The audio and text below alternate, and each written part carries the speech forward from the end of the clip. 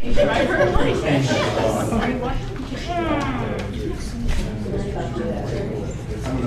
mean, glad that she's a amazing story.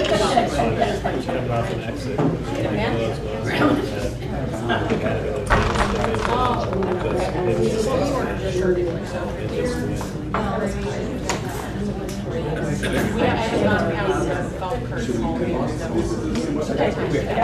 Yeah, he was reading that.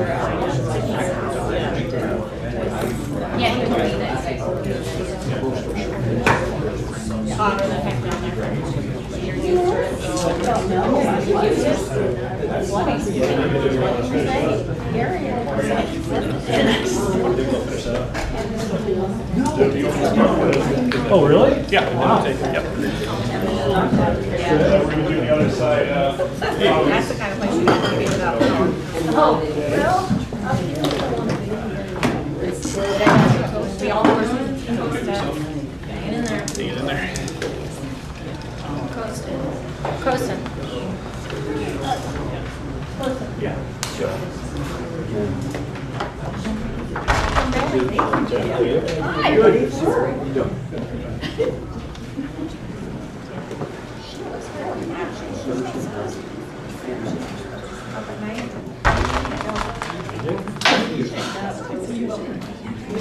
Pretty much it.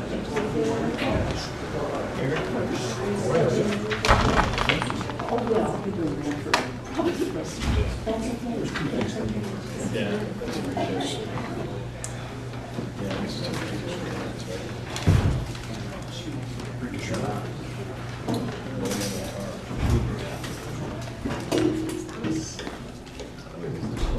I'm going to go ahead and start with the announcements. For those watching tonight's meeting virtually, the meeting is available to live stream via the Park District website. All information about Park District meetings can be found at winpark.org under the Park District Info tab by selecting board meetings and videos. Public comment is accepted in person. A link to the video and audio will be posted immediately following this evening's meeting. To improve the sound while listening to the meeting, please turn up the volume on your computer and turn up the volume on the website. The meeting packet for tonight's meeting is located on the website.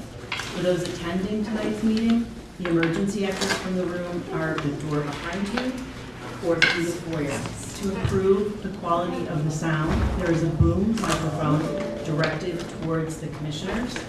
The microphone will likely pick up additional audience noise and sidebar conversations. If it's difficult to hear, please feel free to move forward to a front row seat. This is a business meeting and not a sporting event. The board asks for your cooperation to maintain decorum. There's no clapping or booing. Please be considerate and refrain from interrupting board members and other speakers. We are a community coming together to discuss difficult issues in a civil and respectful fashion. Calling to order the May 23rd, 2024 regular board meeting at 6:01. Denise, may I have a roll call? Commissioner Hemmings? Here. Commissioner James? Here. Commissioner Rapp? Not here now. Commissioner Root? Here. Commissioner Tyson? Here. Commissioner Lesson? Here.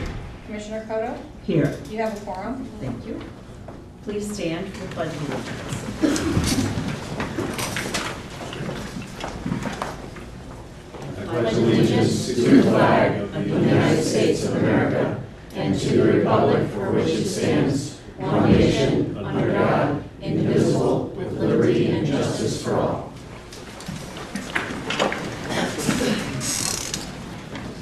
Are there any changes, or requests for changes or additions to the agenda?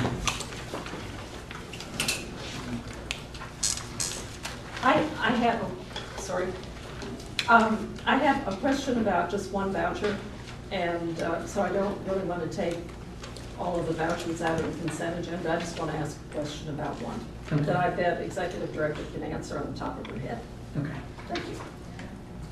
For tonight's agenda, I would like to add one additional items to be discussed and closed, including items covered by 5 ILCS 120/2C5 for the purchase or lease of property, 5 ILCS 120/2C6 for the setting of a price for sale of lease of property, and 5 ILCS 120/2C11 for litigation when an action against, affecting, or on behalf of the particular public body has been filed and is pending before a court or administrative tribunal, or when the public body finds that an action is probable or imminent.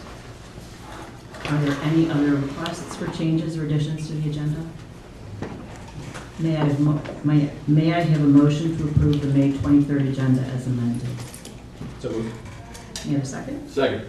Any further discussion? All in favor? Aye. Public comment. This is your opportunity to address the board on any issue. When called upon, please come to the center position in front of the commissioners, stand at the podium, speak loudly into the microphone, state your name for the record, and speak directly to the board. Per the Winnetka Park District's policy manual, all comments must be kept to 3 minutes. This is not a question and answer forum, so please do not expect an immediate response. If you prefer to share your comments in writing this evening, you may do so by leaving your comments with a member of the Park District staff. Is there anyone on the left side of the room that would like to speak? Which is the left? I'm sorry, my left. Your left or my Stage right? right. Stage right, thank you very much.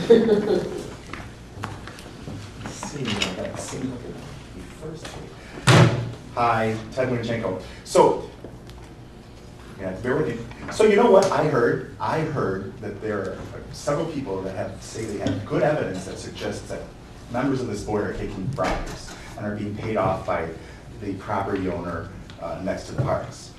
And I can just leave.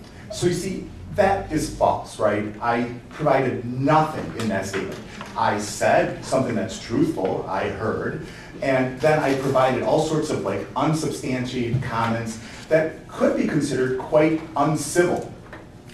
At the beginning of last meeting, the presiding officer read, "We are a community coming together to discuss difficult issues in a civil, respectful fashion." I would like to thank Sergeant Sturzenik for joining us this evening. Based on the recommendation from staff on some actions and comments at our last meeting, it is the first time in my 7 years, Sergeant, so thank you for joining us tonight.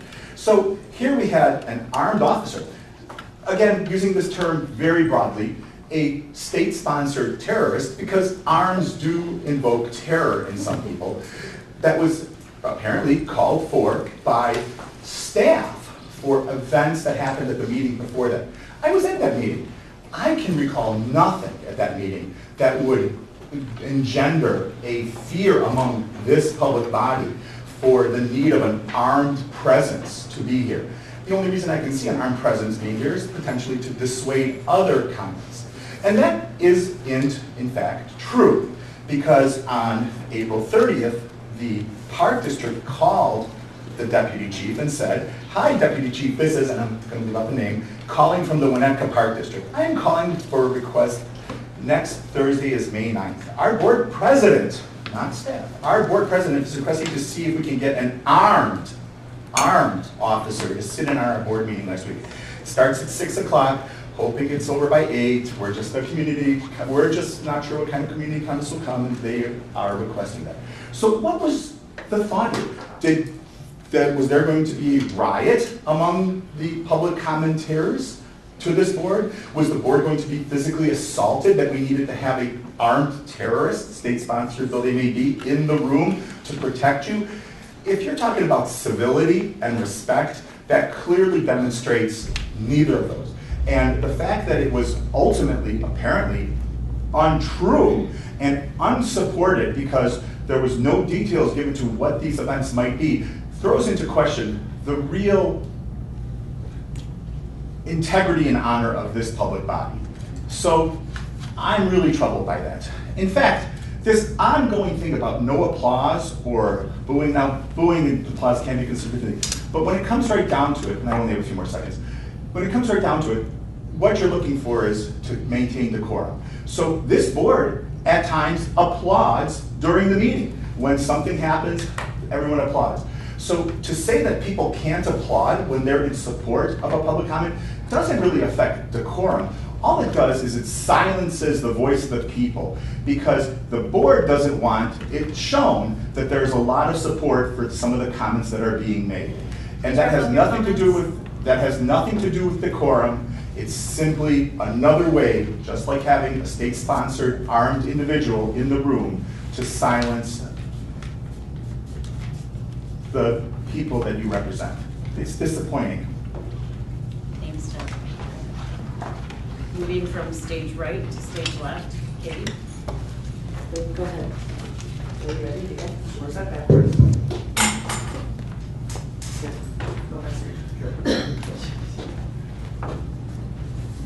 At the last meeting, Ms. Cotto misrepresented the Kenilworth Beach Plan cost at the town hall meeting. Kenilworth's projected referendum was $2.5 million for the beach. The cost rose to $9 million only with the waste and water management part of the project. Ms. Cotto also misrepresented the Village of Winnebago's consulting engineer, Caleb Barth's credentials. Caleb Barth is a marine engineer, not a coastal engineer. Ms. Cotto misrepresented the stormwater's pipe condition at Elder.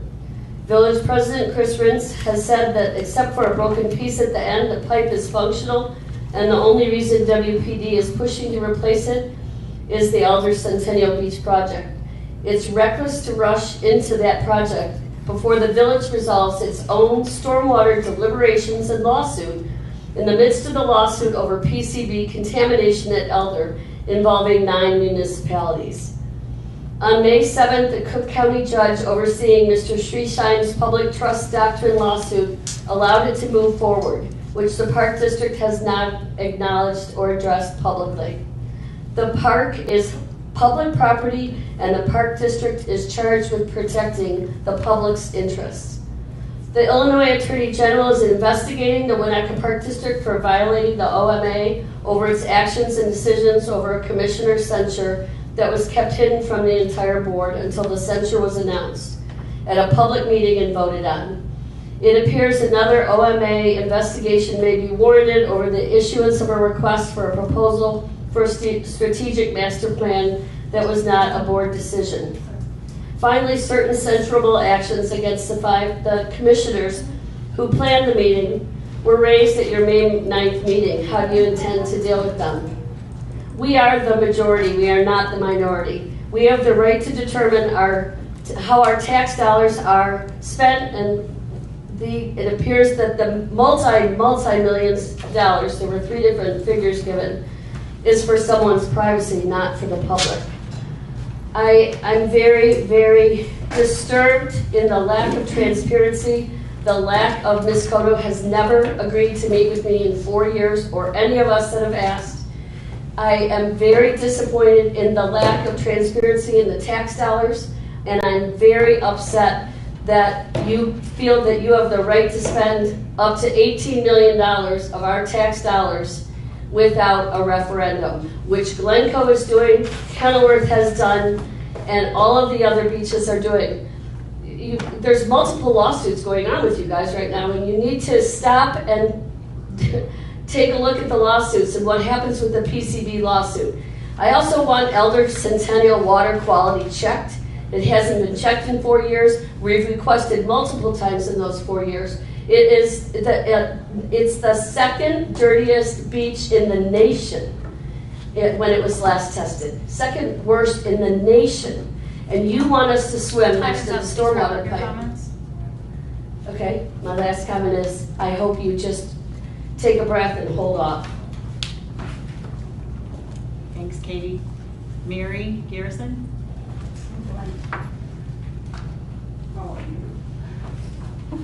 It said I only went 2 minutes and 52 seconds. Can I move this thing?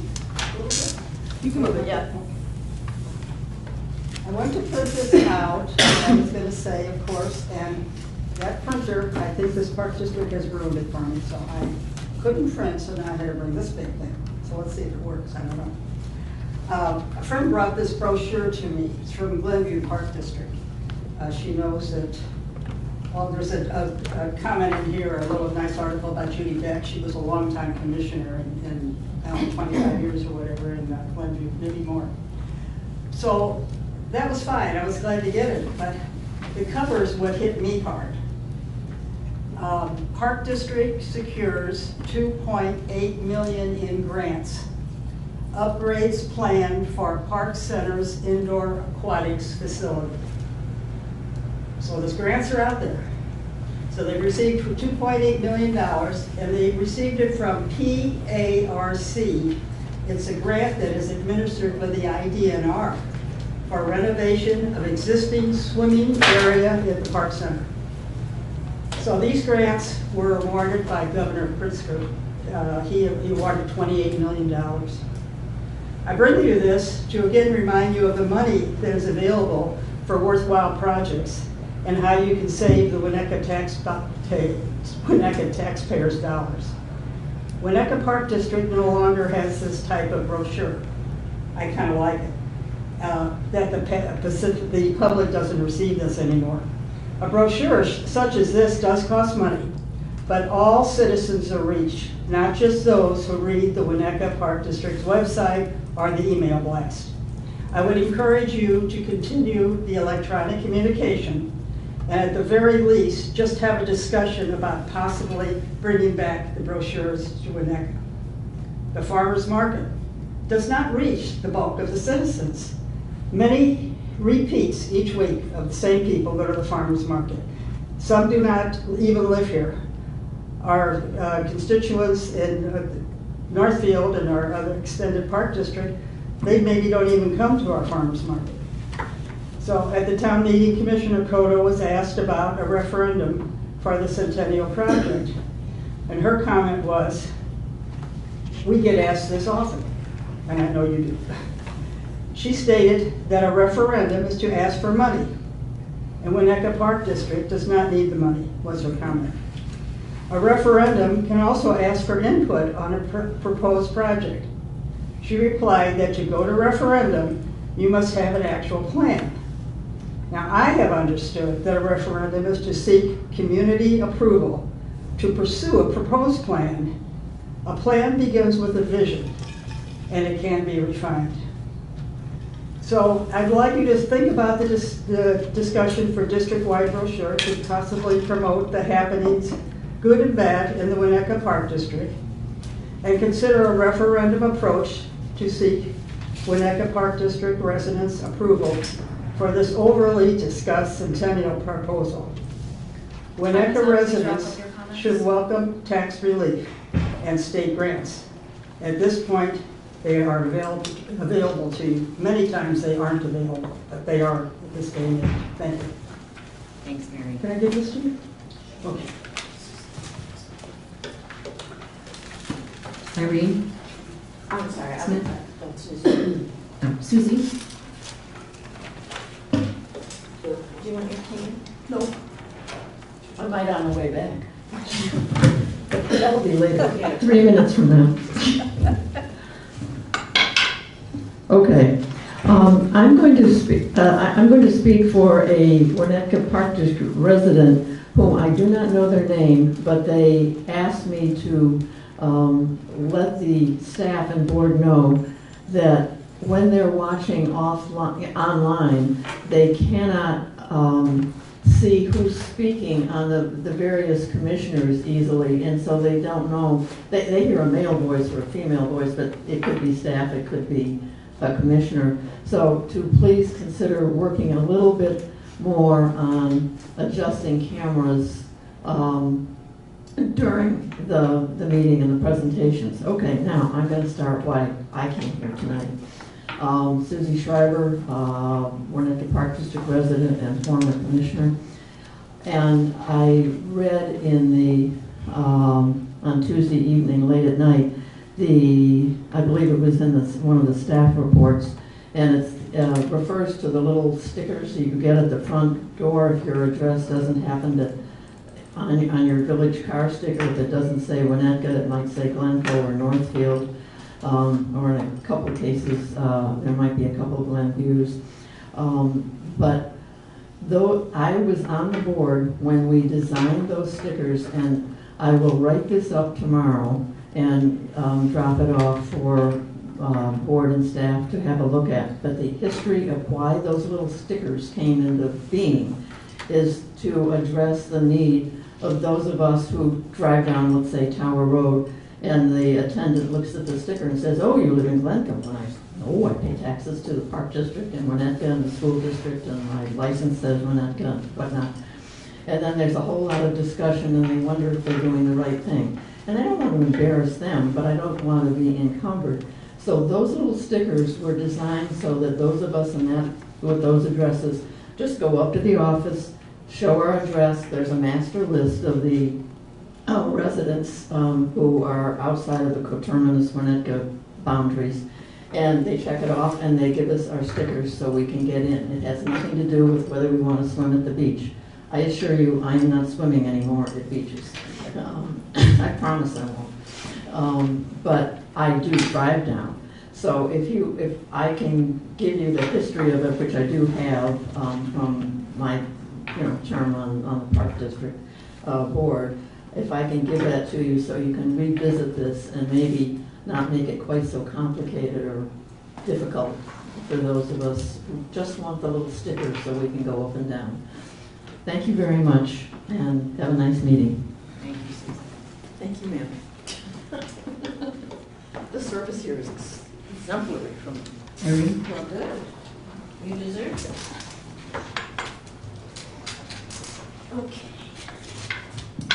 Is this okay? Can you hear me? Okay. Irene Smith, 38-year resident of Winnetka. I watched the video of the caucus town meeting, and I came away with more questions than answers. So I'm going to ask some of those questions now. President Cotto, you talked about a thoughtful adjustment of assets. What does that mean? You sold off Library Park and part of Crow Island Woods. Why is that? The motto of the Winnetka Park District is to provide a balance of quality recreation and leisure opportunities while protecting assets, natural resources, and open space to benefit present and future generations. Number 2, President Cotto, you said the Kenilworth Beach project would cost $9 million. In fact, the Kenilworth Beach project will cost $2 million. Your estimate for Centennial Beach is almost $7 million, more than 3 times the cost of Kenilworth Beach, which went to referendum and was designed by a real coastal engineer. Why did Kenilworth and Glencoe go to referendum and we did not? President Cotto gave 2 reasons for not going to referendum concerning Elder and Centennial.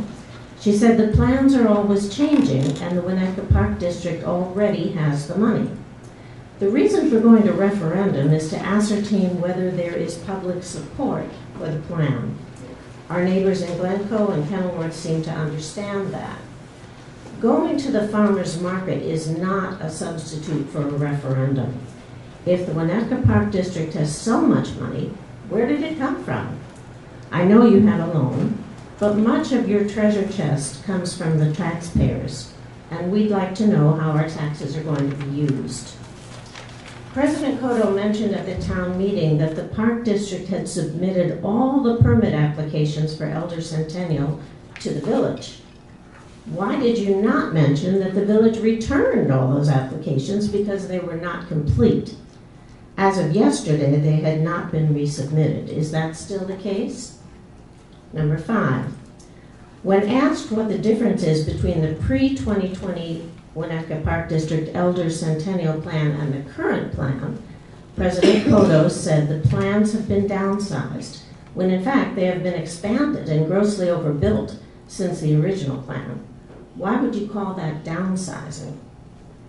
Number 6, when asked why the Winnetka Park District had not employed a coastal engineer to design our beach plans, President Cotto said the village would be hiring a coastal engineer named Caleb Barth of Baird & Associates to verify whether the plan is a sound one. Why would you design a very expensive plan without input from a coastal engineer? By the way, Mr. Barth is a civil engineer, not a coastal engineer. If you had heart problems, would you go to a dermatologist? I think, number 7, and then I'll stop. I think you made a mistake when you suggested that future park commissioners should be lawyers, financiers, or developers. What about environmentalists or water conservationists? I have a couple more, but I'll stop and I'll just send them to you. Thank you. Thank you, Irene. Joanna Carazas.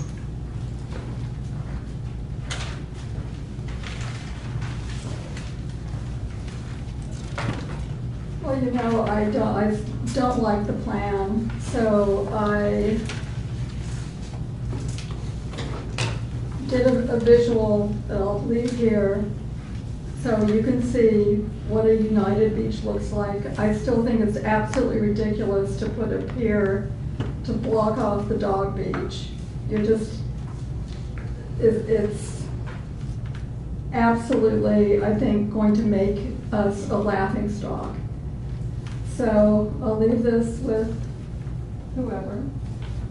And I've been gone a few weeks. I've noticed that we don't get to give comments at the end of the session, which I think is a big mistake.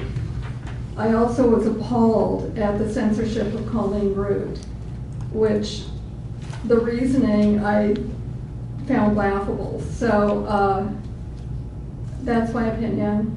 I'm under. So there you go. Can I use your 2 minutes? Sure. Go ahead. No, say what you can. Is there anyone else on the right-hand side of this side of the room?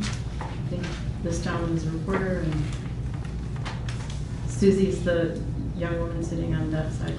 Would you like to speak? No, thank you. Okay, all right, okay. That brings us to a close if there are no other speakers of public comment. The consent agenda, item number 3, without objection or request for removal of any specific item from the consent agenda for individual consideration, we will act on the following with a single vote. Would you like to ask your question now? I'm happy to. Okay.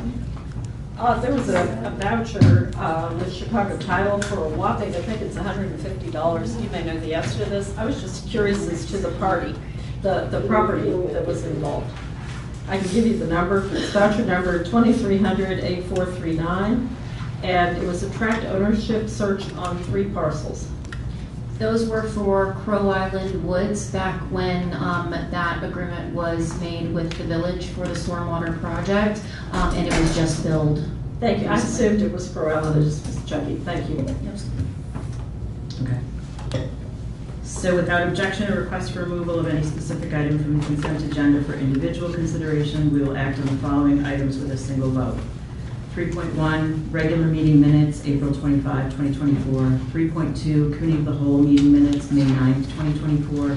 3.3, April 2024 financials. 3.4, vouchers in the amount of $696,534.41. May I have a motion to approve the consent agenda as presented? So moved. Second? Second. Thank you. It's a roll call, Denise? Commissioner Hemmings? Yes. Commissioner James? Yes. Commissioner Rapp? Yes. Commissioner Root? Yes. Commissioner Tyson? Yes. Commissioner Lesson? Yes. Commissioner Kodo? Yes. That motion passes. Thank you. We have a presentation, item number 4, a policy manual update, chapter 1. Shannon.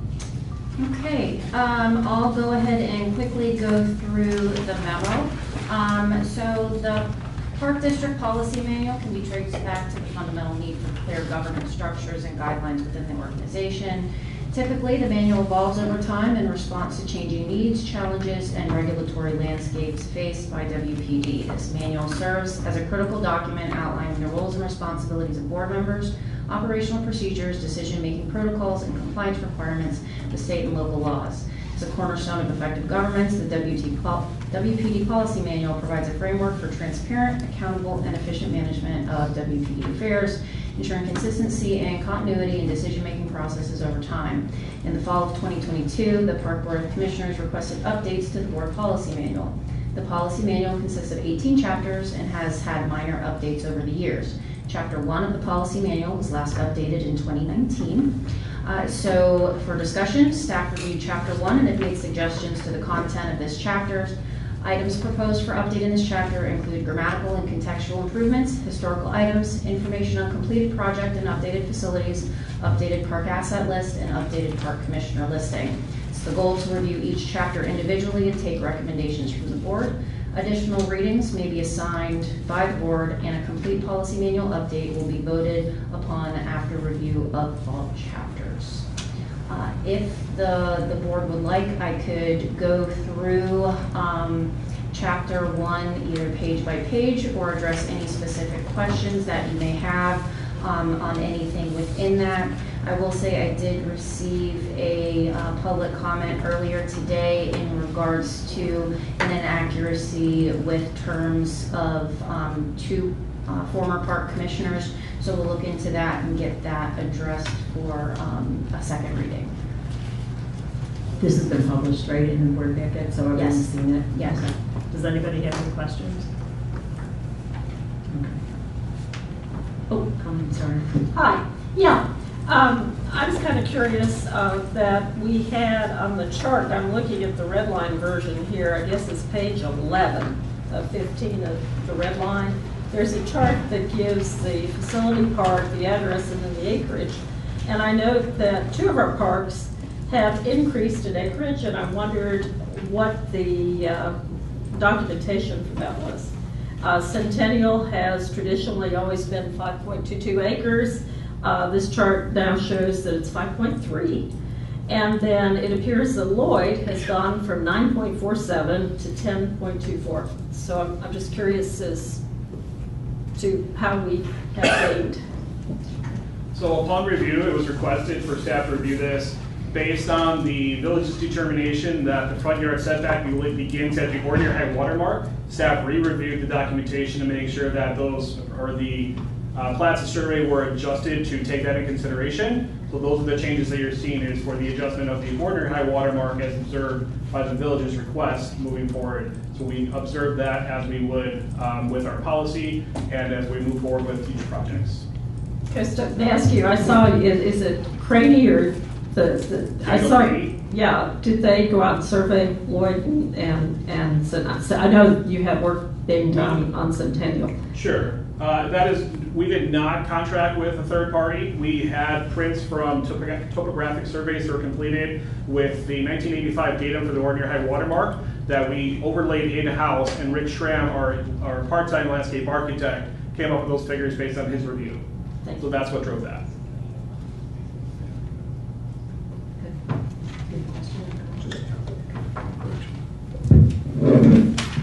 On page 45 of the board packet, in reference to Park District collaborated with the Village of Winnetka on planning for further stormwater improvements, that occurred in 2017, not 2015. That's when those negotiations began. Okay. And this comes up for approval when it's completed? So what we would like to do is get through all 18 chapters with those updates, have the readings and the updates and everything ready to go, and at the end of the process, update it all at one time, hopefully with an approval after we've gone through each chapter and made adjustments as we see, rather than having different update dates as we go and potentially things changing throughout that year-long process, that we can also work towards the end of the approval process. Approval at the end? Yes, hopefully. Okay. All right, so we will move on to Commissioner. Oh, sorry. I had emailed, this is working, I had emailed comments out just to consider referencing the addition of the paddle courts in 2023. Because we have a lot of detail on the paddle courts, and then I don't know if it's too granular to reference the Nick Corwin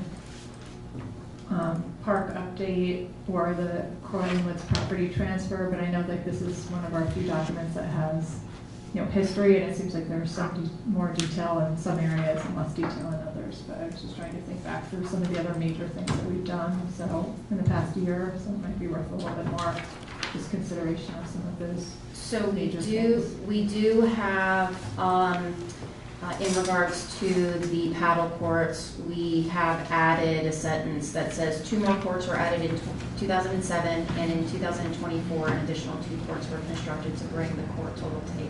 Okay, I think it was 2023, because we been in December. But Was it? Was it the The two new courses are 23? Okay, good. Then I missed that between the draft and the agenda, but thank you. Any other comments or questions? Okay. We look forward to the next 17 chapters. Me too. Moving on to item number 5, would someone like to go bring the Kemper team in?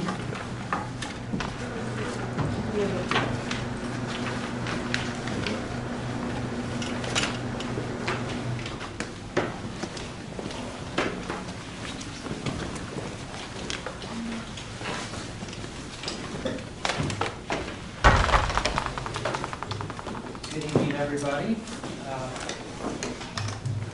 Good evening. We're here to give the monthly update on the progress of the golf course. There's a couple things to go over this evening. But first, I want to welcome back Mary Kate, back to the Winnetka. We're glad to have you back. We're going to start with a grounds update by Andrew. Good evening. Thank you for having me. Just update. We're moving really fast out there now since the last few weeks have really, Mother Nature's really started to cooperate. So things are really starting to look good out there, starting to do a lot of routine maintenance. A couple projects that we still have outstanding. First, the construction punch list. All items will be completed within the next 30 days.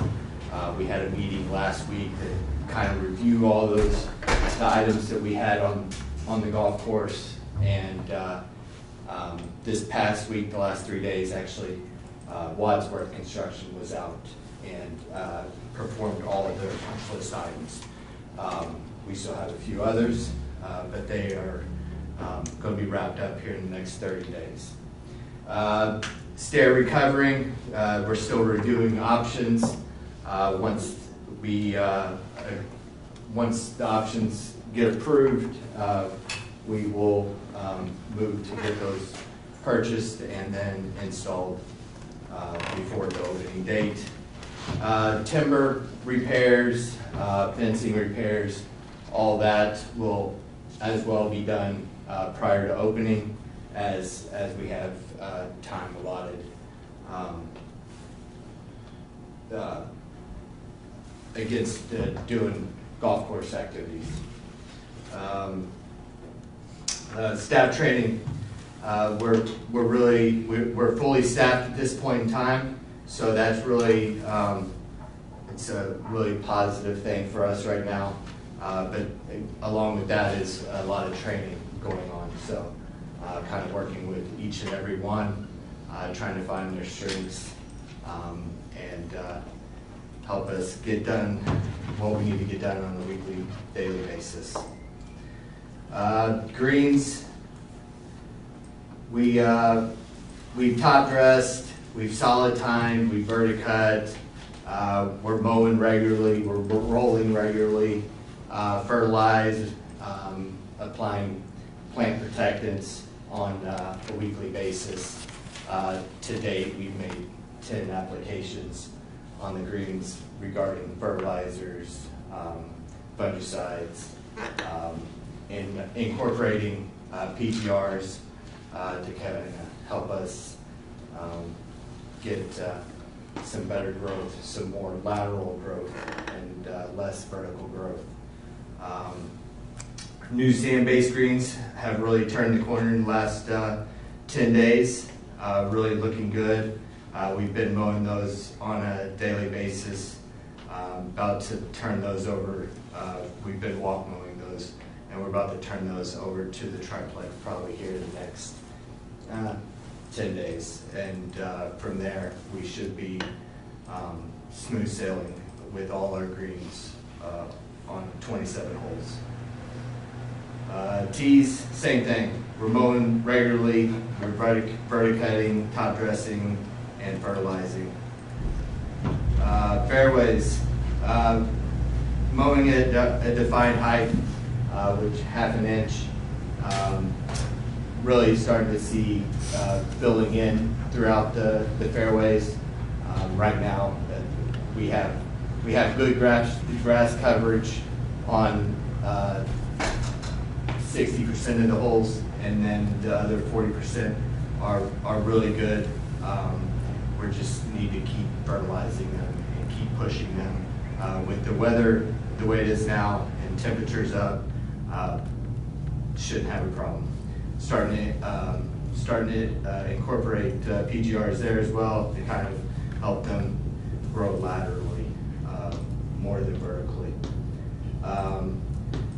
One of the most positive things I see is the drainage after a rain event and the recovery thereafter. So the fairways are really, I haven't had a rain event in recent weeks, months, that we haven't been able to drive on the fairways even later that day. So really seeing good results from the construction of the fairways and the drainage that was incorporated into them. Rough mowing, trying to get around as much as we can. It's really growing like gangbusters right now. Defining our no-mows in native areas. And really just this week we've got around on everything. So really the course looks really good from my point of view. I see it every day, so I can't imagine what others kind of see when they come out, or Miles when he takes a ride. That's really all I have. Okay. And so the video. So. Yeah, before we get into the video, just a couple things. When it comes to the stair coverings, we've been working, Andrew, Miles, and myself have been working with Coast on some different options for the stair covering. We had identified some material to use. We've since kind of shifted from that, and Costa and I have been working on the capital budget and kind of realigning some of the how we're going to spend some of the capital budget pending obviously approval. I think you'll hear a little bit about that later, but that's why we haven't picked the stair covering as of yet. Additionally, when it comes to the pump maintenance and diagnostic services, Andrew's been doing some routine pump work, some preventive maintenance on some of the pumps. We've identified some pump work that we're going to need to do. A lot of it will be done within our repair and maintenance budget that's already in existence, but there is some pump work that we're going to realign in some of the capital spend as well. So Costa and I have been working through that. Like I said, I think you'll hear a little bit more about that a little later this evening, but all that it has been worked out within the current budget that we have. So questions on the golf course portion? Yes, sir. Good job. Any negative impact from the current cicada invasion? Well, I got to be honest. I'm gonna let Andrew handle that one, but I came down here. This is the first time I've seen cicadas. I have none at my house. But anyway, go ahead, Andrew. No, I see a few here and there, but not what I'm hearing from the surrounding area. Even 5 minutes away, the walk paths are covered. We haven't seen that many. I think they're all my house. Commissioner, and I think a lot of that is because it's all used dirt at the golf course, so it hasn't been sitting there for that 13, 17 years that the cicadas have been underground. So it's not getting the natural aeration. Right, exactly. I will say obviously springtime is upon us. School is going to be out here pretty soon for everybody. We did have a couple instances of people out on the golf course. Andrew and his team, Miles and his team have certainly been out there, been present, but we will have some additional presence out on the golf course. I think everybody knows Mickey. Mickey is going to be out there as well. So we appreciate his hard work and commitment to the facility. But we did have to stop some people from actually playing golf.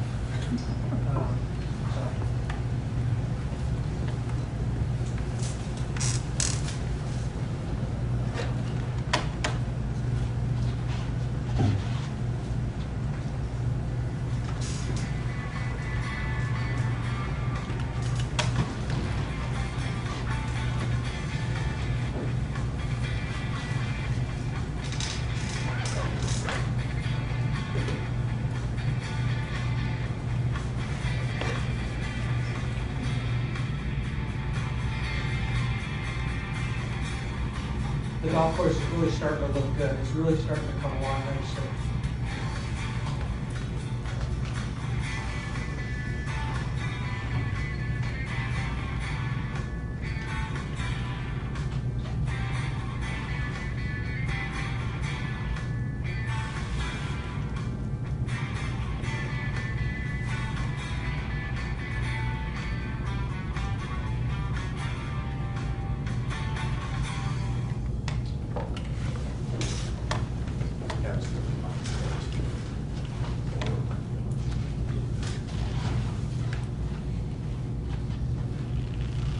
All right, so before I turn it over to BR here, we are working, I think everybody knows we are working on the opening plan. We've been working with Shannon and her team on the opening plan. We'll be ready to unveil that here, hopefully in the next 30 days. We're really watching the progress of the golf course. It looks beautiful. Shannon took a tour of it earlier this week, and we're really excited to really showcase it off to all of you guys. And you're welcome to come out if you have some free time. Just give Miles a call. He's happy to give anybody a tour that wants to go out and see the progress. I'll turn it over to PR. Hey everybody, great to be here with you all. I'm BR Kahneman, for those that haven't met. I'm the Director of Corporate Communications at Kemper Sports, and had the privilege of pinch hitting with Mary Kate being out for a couple months. So glad to have her back. So a couple updates on the range. So we posted a couple things on social media with the range opening. We updated pricing on the website as well, updated hours of operation to try to promote use of the range, and the numbers are there supporting that. So we've seen good use of the range. We've also been supporting Discover Golf, which is the junior program. They've had some great leads and signups for this summer. And then we'll do some press release. We'll do a press release and do some PR around Miles with his appointment as the new GM. So we have a draft press release that we'll send out to Chicago media, and then do some social media on Kemper Sports side, as well as for the golf club social media as well. As Vince said, we're working through opening day planning. That's one of those areas which I'll continue to be involved with the property to work on some media to come out for opening day. So we'll try to get some Chicagoland media back out here when we are ready to open, whatever that runner show looks like. And then logo, which I know is still being decided. It's not finalized yet, but we do have some initial renderings on that we're working with Shannon and her team to get the new logo approved. So really it's the rebranding of the golf club with a new golf course, a new website, and now a new logo. So once that's approved, we'll make sure all the collateral is changed. The new website is up and running with the new logo, working with Miles and his team on new merch and signage. Any questions on the marketing side? Great. Good evening. First, want to say thank you to everybody. I had a very warm welcome in here just over 3 weeks now, so thank you to everybody. Speaking of new things, we are working on finalizing details to get the new cart fleet. We should have that hopefully for opening day. We've been working through our liquor license application. We're in the final stages of that. Should have that done here in the next couple of weeks. We are working on venue development. I met with some vendors, a beverage vendor today. I'm meeting with some food vendors tomorrow to get them lined up so we can get the menu finalized and get some product ordered here in the next couple months. And then our frequent fairway program, which is a Kemper Sports program, really helping to drive loyalty to the Kemper properties. That launched a few weeks back. We've had 7 stamps redeemed. It's actually 9 since this came out. And we do expect that to increase, especially once we reopen. Expect to see quite a bit of usage from there. For the financial update, so revenues for the month of April, actuals came in just under budget at $48,259 on a budget of $48,700. Year to date is still quite a bit above budget at $122 on a budget of $103. Cost of sales were only $684. We had a little bit less merch sales in April than we were budgeted. That just stems from a little bit less special orders than what we were originally planning. Year to date, cost of sales are about $2,000 under budget. Our payroll expenses for the month came in quite a bit under budget, $49,000 on a budget of $76,000. For year to date of $165,000 on a budget of $214,000. That's a lot of savings from Andrew and his team. Really done a great job of managing their payroll there, and then obviously without having a GM for the first 3.5 months of the year. Operating expenses came in under budget at $31,563 on a budget of $68,000. So year to date savings there of about $140,000. And then EBITDA came in negative $33 on a budget of negative $99. So year to date, we are $217,000 ahead on EBITDA to budget. And then capital, we had $37,000 in capital expenditures last month. That would be the car barn roof and a new spreader. So that is all of our year-to-date spend. I know we're going to touch on capital a little bit later. So then the NOI came in at negative 77 on a budget of negative 160. We are $291,000 ahead for the year. Grounds, we had a little bit of deferred chemical and fertilizer that will be used over the next few months. As Andrew said, fertilizer apps are increasing as help get the growth out there on the golf course. Water came in $11,000 favorable to budget, and then of course labor as well. Range, our range balls were actually received this month instead of last month where they were budgeted, so that expense was deferred into May. And then we had a payroll savings of $5,800 in the range last month. A lot of that was just managing payroll, and then with all the rain, we were not using as much as we needed. And then golf, we did have a payroll overage that comes from some of our hourly staff helping out in the absence before I started here. And then merchandise sales again came in a little bit under budget. Then G&A, payroll, $9,000 payroll in the budget. And then we did have savings in electric, credit card processing, and education expenses. Any questions? Okay. No.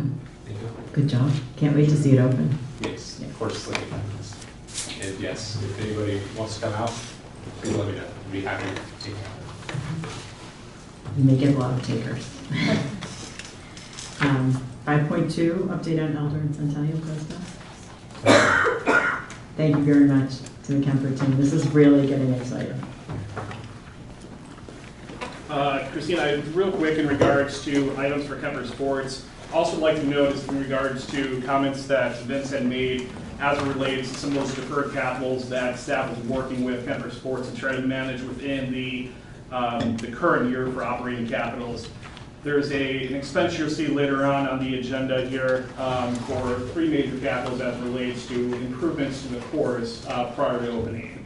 And then also, as Vince and Andrew mentioned briefly, the expense for a rebuild of one of the water pumps, or this way, evacuation pumps over at 17T. The reason for these expenditures and these changes is due to the costs of where things came in from expected to budget, as well as other expenses that we were anticipating to potentially expense in future years. Unfortunately, due to circumstances beyond our control, we had to fast forward a few of those things up as a priority.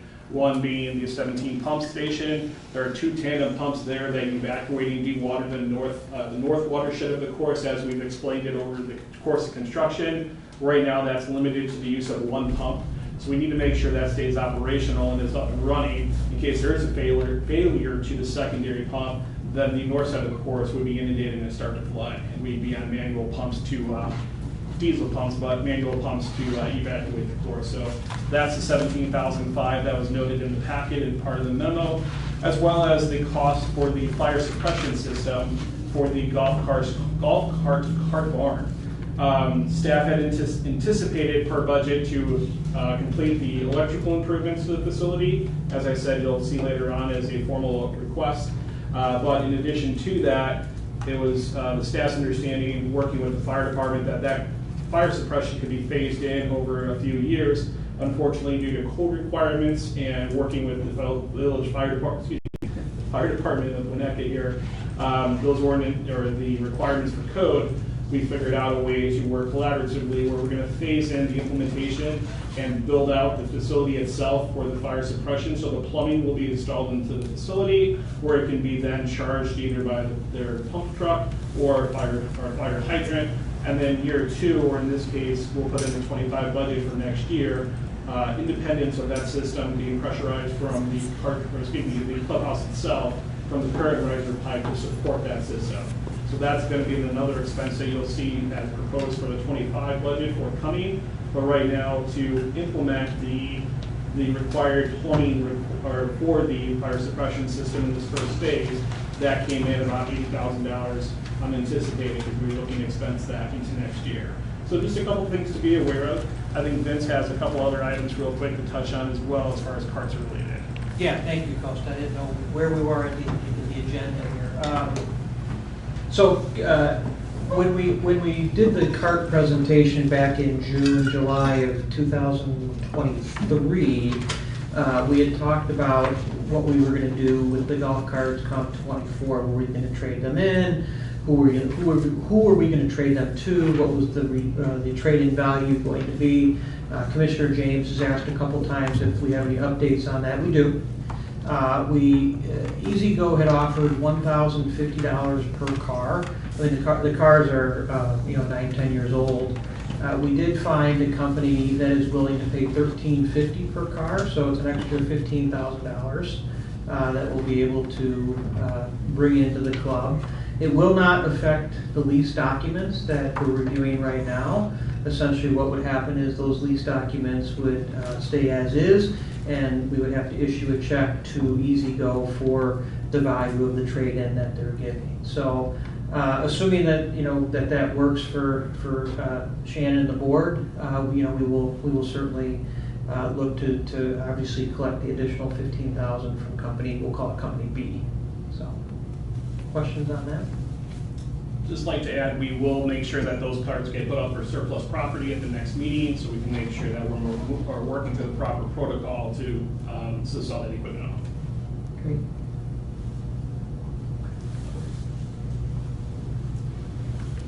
Any questions? Oh, go ahead. I just have a question. Are we holding on to the old cards until the new cards are like shipped? Like, what's the threshold? I'm just sensitive to usually park commissioners, as an example, ride in the cards for July 4th. It sounds like the new cards are supposed to come in at the end of June. It sounds like if we surplus, the next card's on June 20th. It's a question. And it's a great question. And it would be an easy answer if we were going to trade them into E-Z-GO, because E-Z-GO wouldn't take the carts until the new carts are dropped off. But if we use Company B, that company, I talked to him on my way here this evening. I said, hey, if we go with your company and we take you up on your offer, can we have them until just after July 4th? That's what I said. And they said, sure, these are going to be surplus cards for us. Not a big deal when we come pick them up. And I've dealt with them before. I've sold another fleet to them in the past. They're local, great company, have never had any issues. So I don't see any problem with that. We will certainly monitor when the new cards are going to be delivered. We're just working on a couple of lease items. We'll monitor when those cards are going to come in, and we'll certainly get Company B the cards as quickly as we can. But my intention is to hold on to them until the new cards arrive, and hopefully it works out that way.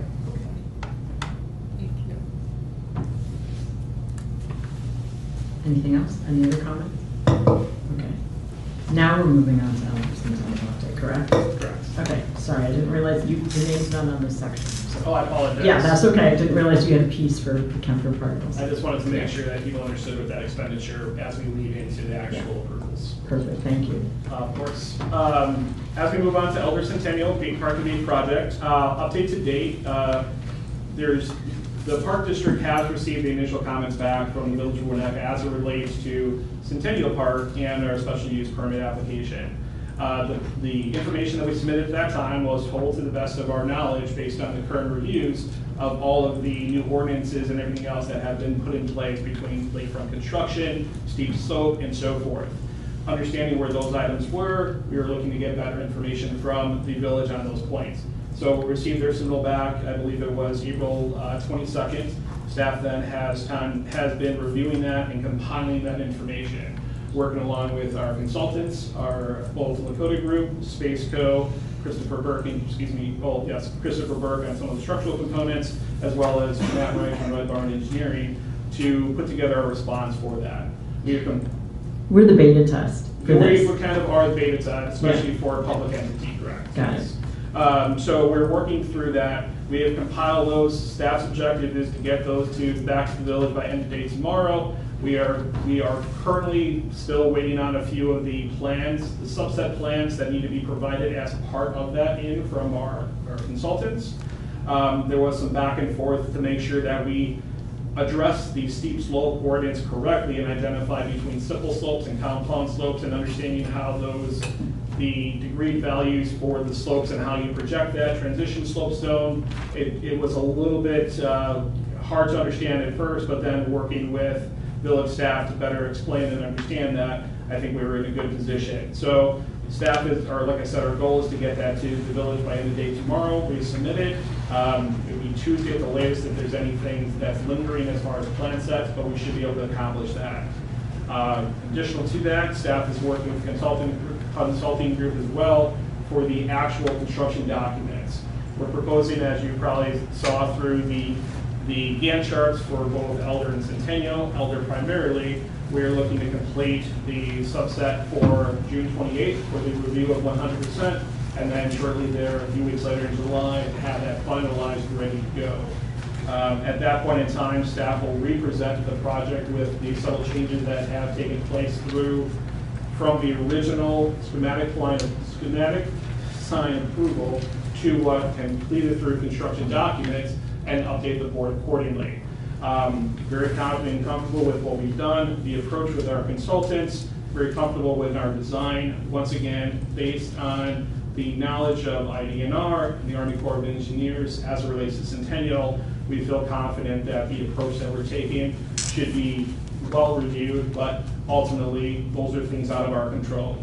Once we resubmit, the village will then take a review of our submittal, come back with any follow-up questions or anything that they want to depict further. Hopefully there's not another back and forth. If there is, it will be quick because it should only be a couple items. And then, barring their schedule, we should be able to get onto their schedule for the start of the special use permit review. That would include review and presentations to the zoning, plan commission, DRB, village council, and then a second read through council once approved. So we still have some work ahead of us as it relates to special use, but staff is working diligently with the consultants to get that in line and present it. Once complete and since been submitted, I don't see we can talk about sharing that information with the board, but we'll continue on with our approach as it's always been a staff-directed approach to continue on with that.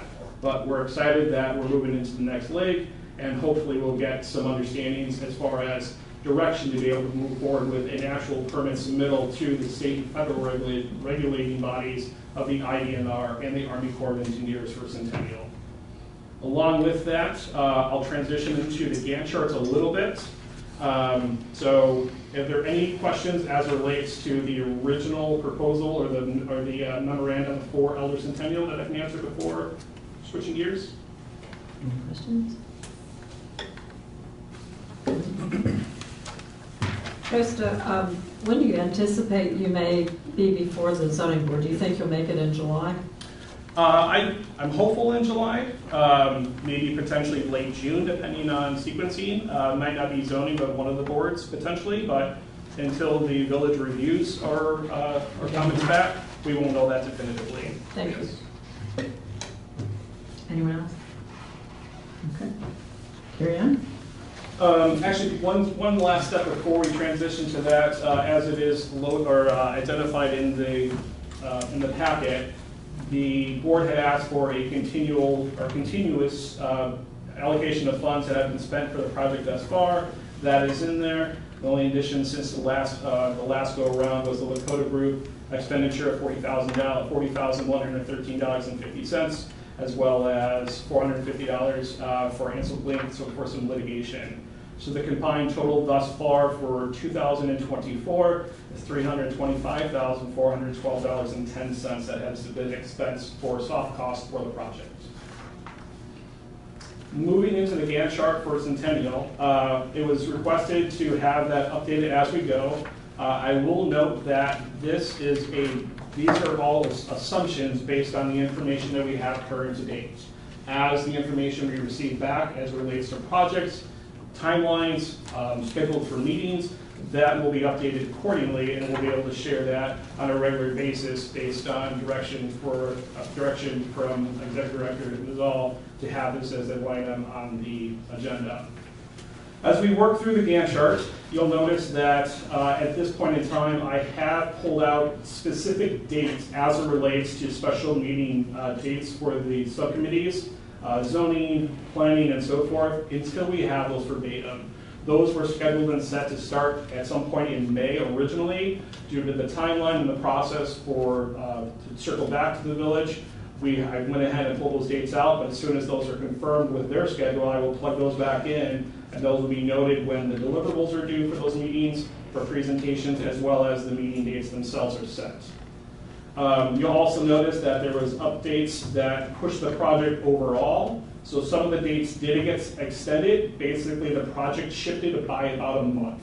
So we were anticipating to start construction around April. I believe it was April 9th, if memory serves, from the previous Gantt chart. That has been moved now to, I believe it's May 9th. Bear with me. Yep, Friday, May 9th was the date based on the allotment of days that are considered.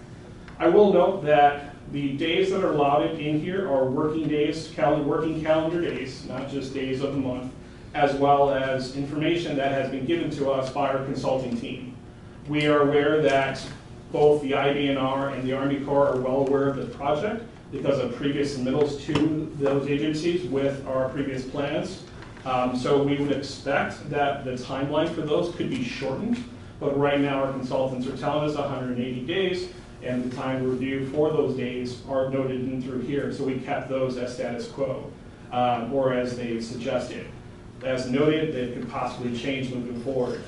Once again, the timeline for this is also based on water-based construction and a bid timeline to go to a formal bid process identified in here. Bid time would start basically early September, and then potentially bring this back for Park Board approval with a recommendation with a real construction cost at some point at the May Park Board meeting. The 24th is the date of the meeting, but once again, the timeline and the bids and where we're at with the project will dictate where we're at that point in time. Are there any other questions that I can answer as it relates to the Gantt chart for now? Otherwise, I can move on to some Elders Gantt chart as well.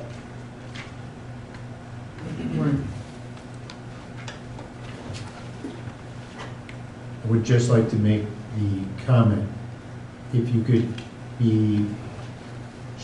shrink it down, presentation to where we are, what's our next step, what's the cause of delay, when are we going to start construction, and when are we going to finish. How much is the current budget estimate? If it hasn't changed, it hasn't changed. So there's a lot of words, there's a lot of information in the packet, I appreciate that. What's missing, however, is the specific dates when we will be before these various entities. They have regular meetings. The cause of the 1 month delay in the construction start, as I understand it, is because we're 1 month behind in the anticipated reviews.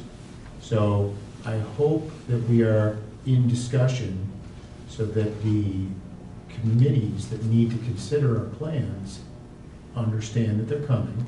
We know what their regular meeting days are, and we can plan accordingly. That's the most critical information. That's on the critical path today.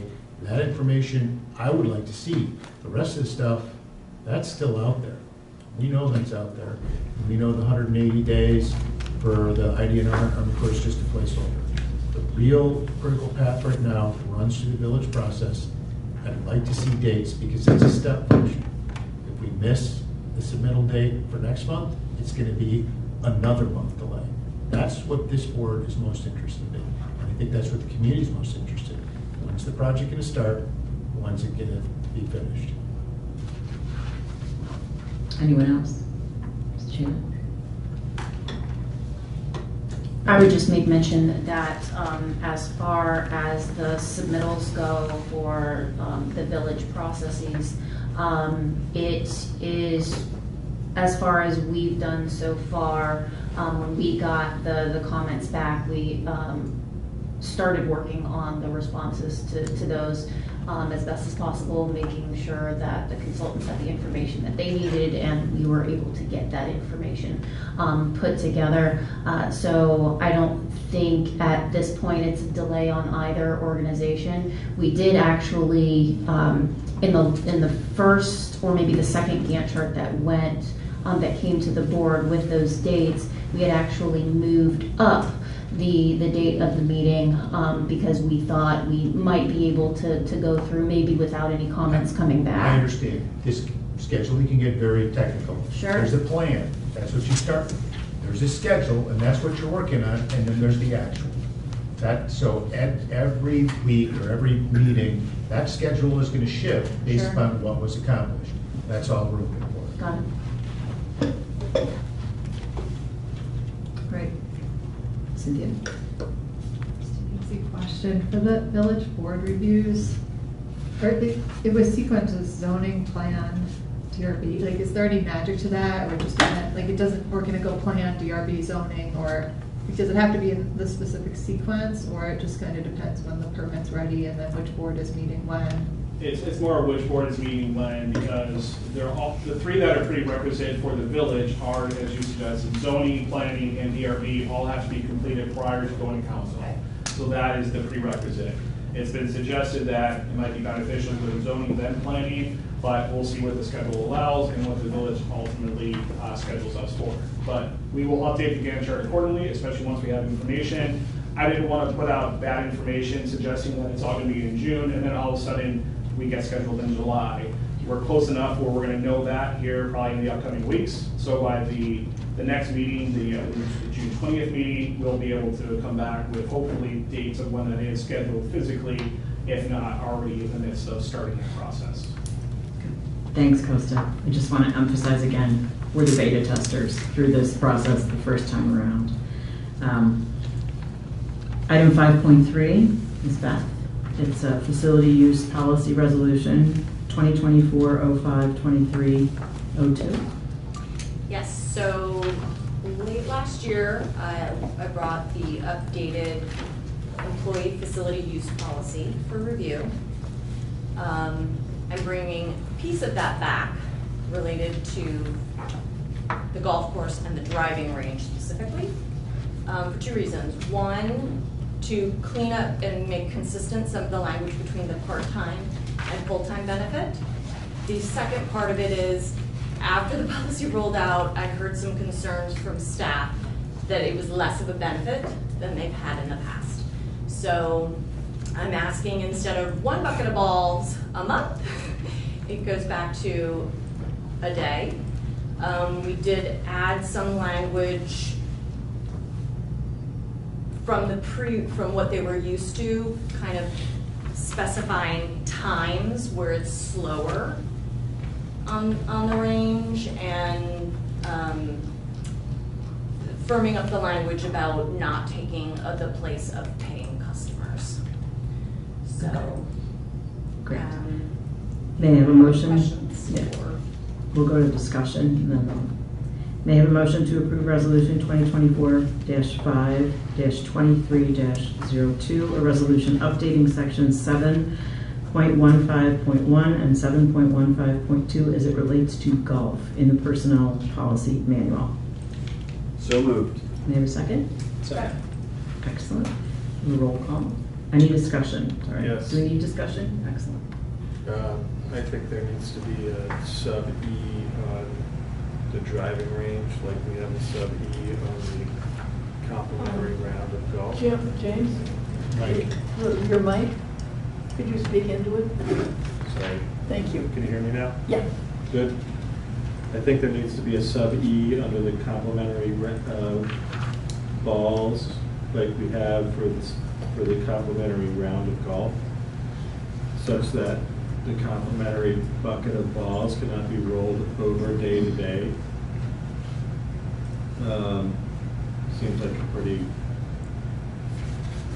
easy change. I don't think anybody will be objecting to that, but I support the suggestion with that amendment. Can we make this motion as amended? Yeah. Yes. Okay. May I have a motion to approve Resolution 2024-05-23-02, a resolution updating Section 7.15.1 and 7.15.2 as it relates to golf in the Personnel Policy Manual as amended? So moved. Second? Second. Excellent. And that is a roll call vote. Denise? Jeff or Eric? Commissioner James? Yes. Commissioner Rapp? Yes. Commissioner Root? Yes. Commissioner Tyson? Yes. Commissioner Lesson? Yes. Commissioner Hemmings? Yes. Commissioner Kodo? Yes. That motion passes. Excellent. Moving on to item number 6, new business, 6.1, Winnetka Golf Club branding. Shannon. Okay, so we have a new proposed logo and branding for the golf club that we have worked with Kemper Sports on over the past, oh, I don't know, it's been a minute, a little bit in regards to going through some different options and seeing what may work best. And I'll let Vince take it away on the rest. All right, thank you so much. So just a little background before I'm going to hand it actually over to BR, who did a lot of the legwork here. BR and his team on the PR and the marketing team not only worked in-house on the various logo designs, but also we worked with Fierce Publication, one of our publication groups that we work with quite continuously. So we had about 7 or 8 different logos that we were working with Shannon, some other folks on to whittle it down, and VR is going to kind of walk through what we're presenting today.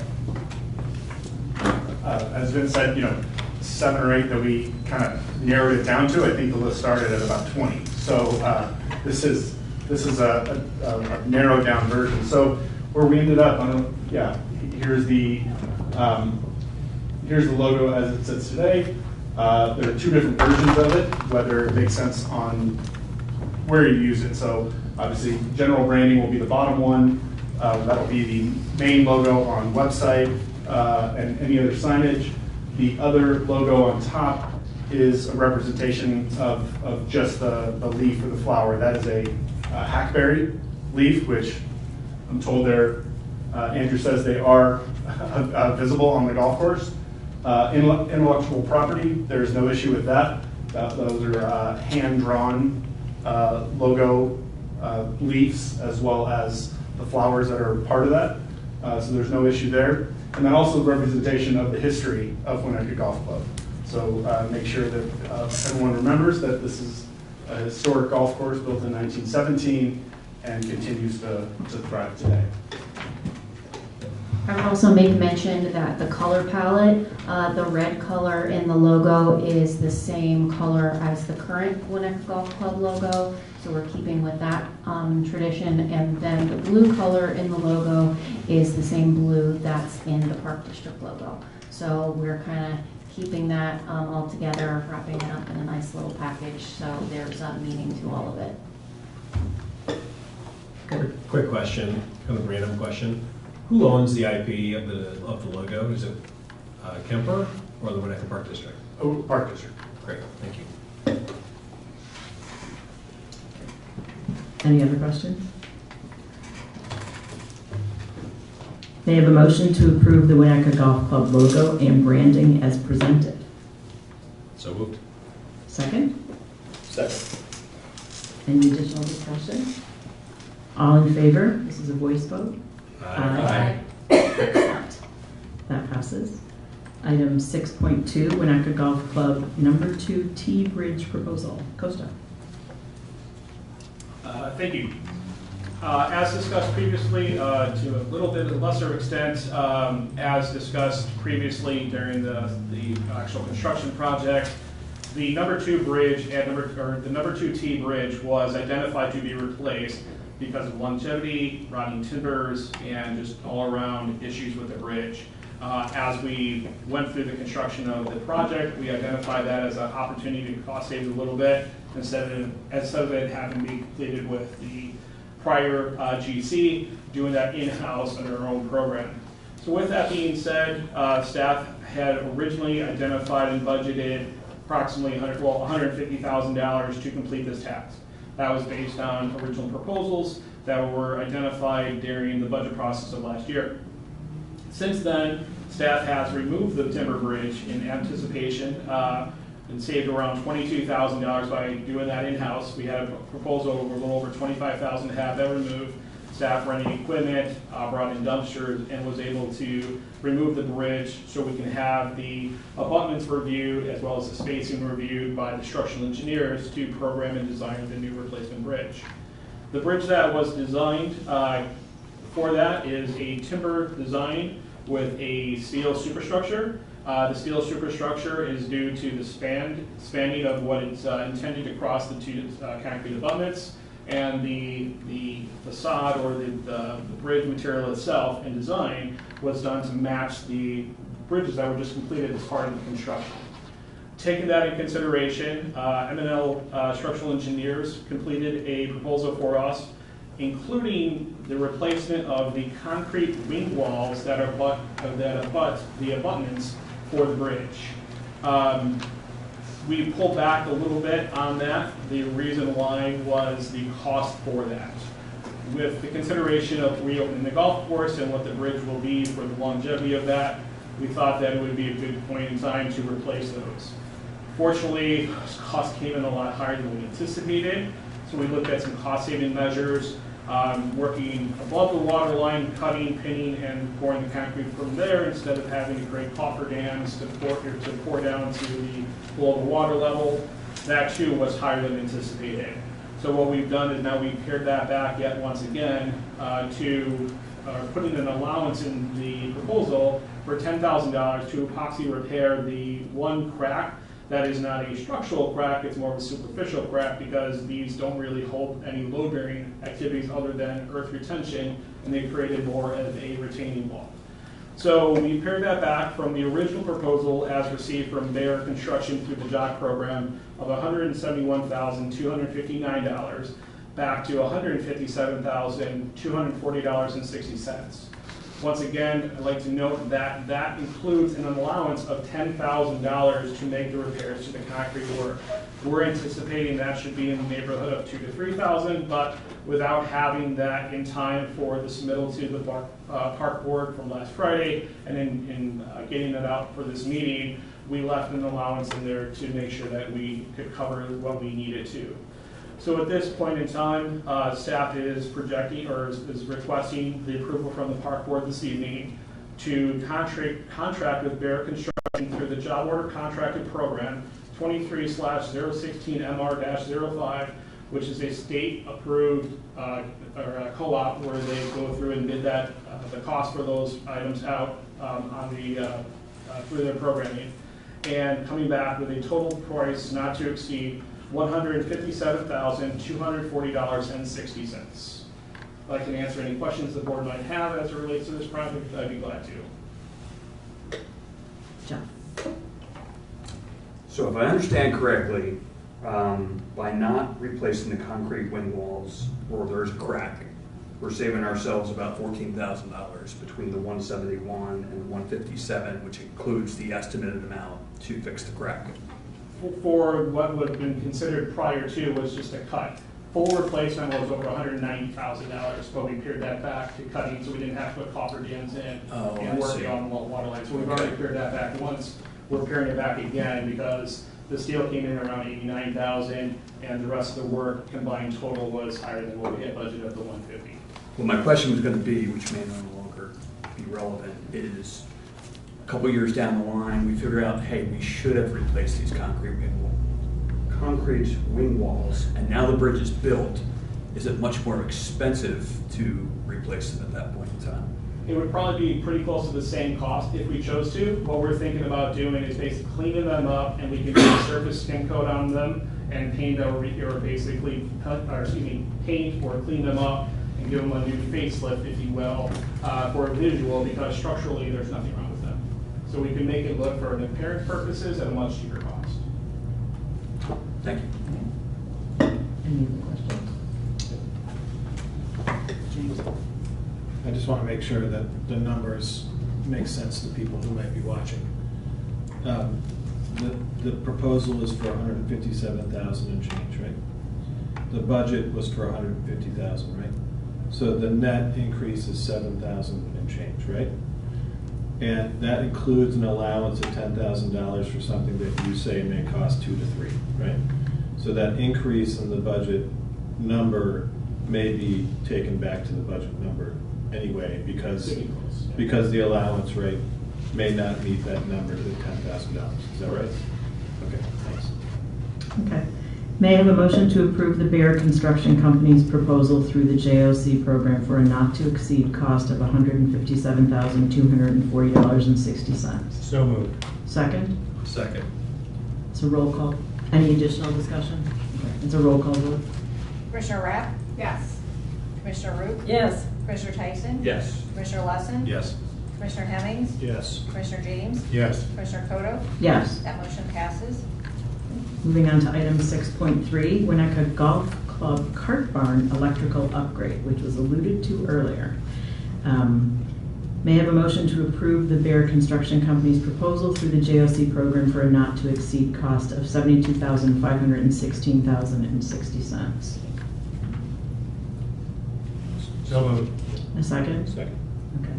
Any additional discussion around this topic?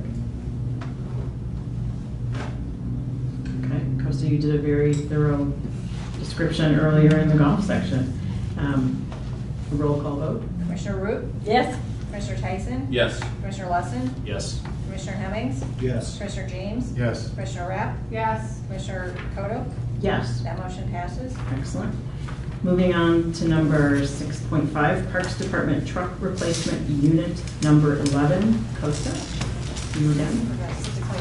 Oh, sorry, 6.4. Winnetka Golf Club Cart Barn Fire Suppression Installation.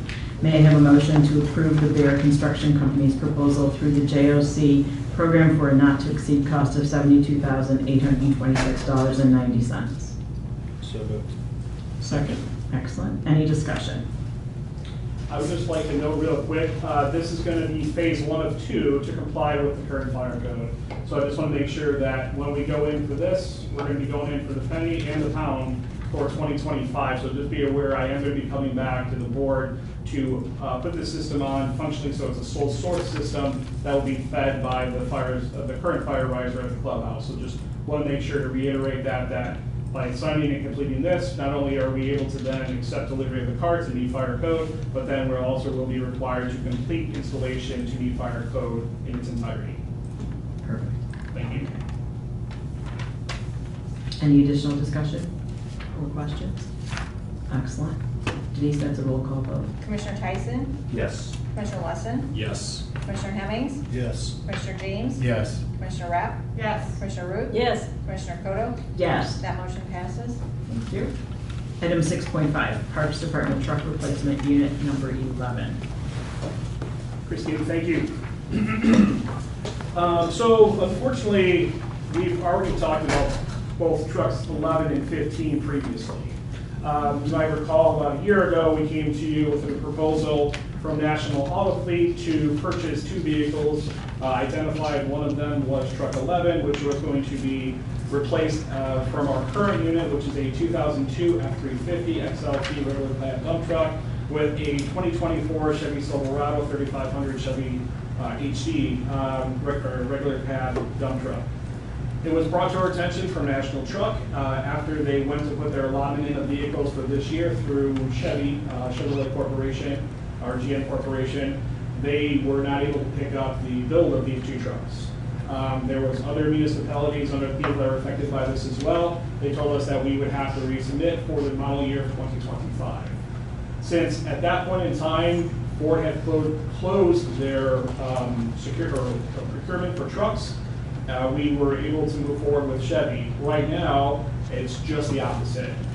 Chevy was not picking up these vehicles, but we did look back to Ford, who is who has the majority of our fleet vehicles through Morrow Brothers Ford, through the state Illinois procurement co-op, that the opportunity to secure 2 more trucks for 2024 was still on the table. They were taking orders. So with that being said, and since we were going to have to reorder these trucks anyway for the model year 2025 and not receive for another year, potentially driving costs up again, we took the opportunity, and we're bringing it to the park board, to go ahead and cancel our order with National Auto Fleet Group at this point in time, contract with Morrow Brothers Ford, who submitted a quote for one 2024 Ford F-350 XLT XL regular cab dump truck for the gross price for the chassis of $61,905. I would also like to indicate that these trucks are outfitted with equipment. So the initial chassis is just the cab and the frame of the truck. The additional equipment to build this truck out, which includes the dump bed and the snow plowing capabilities, comes to another $26,787. The combined price for the truck and chassis, as well as the upfit, was $88,692 even. We are anticipating a trade-in allowance of $7,500 for a net price of $81,192. As we bring these vehicles forward and they come in, we will make sure that the old fleet is then put forward to the board as surplus, and then we would look to sell the vehicle at that point in time, so we don't have a misstep in our fleet or a loss of vehicle. Right now, that's the proposed price of where that is. And I'll say this, the combined price with the 2 trucks that have been previously approved from the park board this year, along with truck 11 and soon to be truck 15 presented next, the overall cost comes in at budget for all 4 vehicles combined. These 2, or truck 11 as being proposed right now, is a little bit higher than what it was previously with National Auto Fleet Group. But unfortunately, due to the circumstances, we anticipate even a higher cost come 2025 model year, because all we've seen with truck pricing is going up, and they're not coming down. So it would be staff's opinion at this time to get direction from the board to approve this and secure the order for this vehicle. Okay. Any questions? May I have a motion to approve the purchase of one new 2024 Ford F-350 XL from Morrow Brothers Ford of Greenville, Illinois, in conjunction with Monroe Truck Equipment, with the estimated net price of $81,192, with this price including the anticipated trade-in allowance of $7,500. So moved. Second? Second. Any additional discussion? Denise, that's a roll call. Commissioner Lesson? Yes. Commissioner Hemmings? Yes. Commissioner James? Yes. Commissioner Rapp? Yes. Commissioner Root? Yes. Commissioner Tyson? Yes. Commissioner Kodo? Yes. That motion passes. Excellent. 6.6, Parks Department Truck Replacement Unit number 15. I'll give you the footnotes. So this truck that has been identified, Unit 15 for replacement, was similar to the last truck that just was represented or discussed, Unit 11. This truck was, once again, was canceled through National Auto Fleet because of the procurement of the trucks through GM, and not waiting for next year, allowing us to secure Fords this year. We are suggesting for the secure, or in this case, to purchase one 2004 F-450 XL crew cab dump truck with a gross deliverable price of $70,995 from Morrow Brothers Ford. The upfit for this truck is $16,692, bringing it to a combined price of $87,937. Once again, the outfit for this truck includes the dump body and snow plow prep for this vehicle without the plow itself. We can interchange the plows that we have through the vehicle, so there's not a reason to secure another plow at this time. The trade-in allowance is anticipated for this vehicle because it is a newer truck from the last one. This one is a 2009 versus a 2002. We're anticipating about an $8,500 return on our trade-in, bringing the overall price to $79,437. At this point in time, staff is looking for the Park Board recommendation to approve the purchase of one 2024 Ford F-450 XL from Morrow Brothers Ford of Greenfield, Illinois, in conjunction with Monroe Truck Equipment, with a estimated net price of $79,437. Once again, this price includes a trade-in allowance of $8,500. Okay. May I have a motion to approve the purchase of one new 2024 Ford F-450 XL from Morrow Brothers Ford of Greenfield, Illinois, in conjunction with Monroe Truck Equipment, with the estimated net price of $79,437, with this price including the anticipated trade-in allowance of $8,500. So moved. Second. Any additional discussion? Thank you for that. I think the magic words there are at budget, which is helpful. And Denise, that's a roll call. Commissioner Hemmings?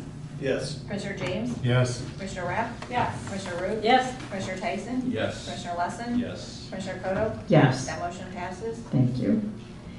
6.7, Safety Manual Update Resolution 2024-05-23-01. This can be approved and then discussed in closed. And so may I have a motion to adopt Resolution 2024-05-23-01, a resolution approving the Safety Manual and Crisis Management Plan as presented. So moved. Second? Second. That's a roll call vote. Commissioner James? Yes. Commissioner Rapp? Yes. Commissioner Root? Yes. Commissioner Tyson? Yes. Commissioner Lesson? Yes. Commissioner Hemmings? Yes. Commissioner Kodo? Yes. That motion passes. Thank you. Item number 7, Executive Director's Reports. Okay, well, everyone has my weekly status reports from the last 2 weeks, as well as the legal expenses for April of this year. Answer any questions you may have. They're very complete. Thank you. I try. We try. Staff does a great job putting them together, and I definitely couldn't do it without their help in getting all that information put together. So they do a great job. Yes. Hi. Yeah, first of all, thank you. The staff reports are extremely helpful, and it really helps our review. Just kind of reiterating from some of our public comments, when do you anticipate that you may have the response to the Winnetka Town Hall meeting questions ready, and where do you plan to post those responses? So we. It's hard to tell. Yeah. So we have. Okay. So we are working on the responses right now. We expect to work through those tomorrow, and then we plan on hopefully submitting them back to the Caucus Council, who will then post those questions and answers for all of the taxing bodies, I believe, on their website. You're welcome. Okay. Moving on to item number 8, Commissioner comment. One more question, please. I was very interested to see that staff had attended a CCMA online program for grants. One of the questions I have is, do you anticipate associating with a professional grant writer in the near future? So we have put out information, and I have reached out to some firms that have professional grant writing and professional grant writing consultants to get some more information. It really depends on what we want to have budgeted for something like that as a park district. So it would likely be something that would be addressed when working through the 2025 budget process. We have not determined one company or any companies for that at this point. But we are looking at different options for that. Worst case, one of my first jobs was a grant writer. I remembered that. Do you mind if I supplement that? Depending on the nature of the project for which you're applying for a grant, some of the architecture and landscape architecture firms have experience consulting on grant applications that are designed to support the project they're designing. So there's a number of those firms in Illinois that contribute to grant applications.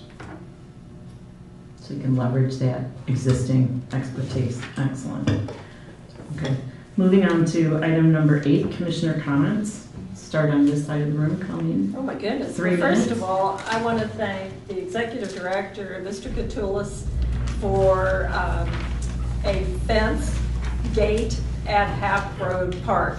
Thank you for moving so quickly on that. Really appreciate it.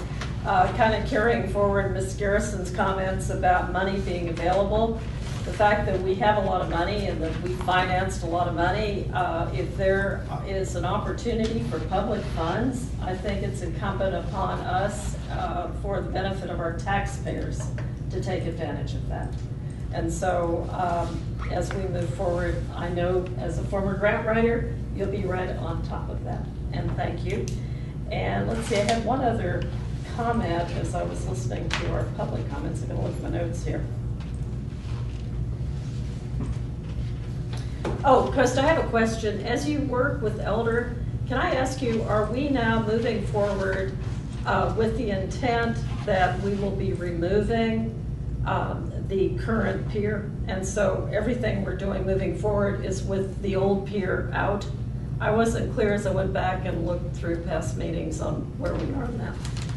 That was the direction that I received from Executive Director Nzal as to move forward with that based on what we've heard through this committee. Thank you so much for clearing that up for me. If I can just one point of clarification, Hap Road is not physically getting a gate. It's getting a switchback that is a deterrent in lieu of a gate. So I don't want people to think we're installing a physical gate. There is a deterrent where it's not a direct access path. We'll have to walk around a subset of fencing, so it'll be a deterrent for the kids not to want to run directly out. Thank you for clarifying that, but thank you so we don't have little tots that are just going right out into Hap Road. Thank you so much. Warren? Just a few quick comments to try and clarify and answer some questions that were raised earlier. The comparison between Kenilworth Beach and Centennial is inappropriate. It's not appropriate. Kenilworth is a fully developed beach. It has 2 elevators, not 1 but 2 for ADA access. It has 2 ADA access ramps. It has 2 plazas. It has picnic tables. It has 2 green spaces. So it's sustained by 2 steel groins that extend out into Lake Michigan. The southern one extends approximately 200 feet into Lake Michigan.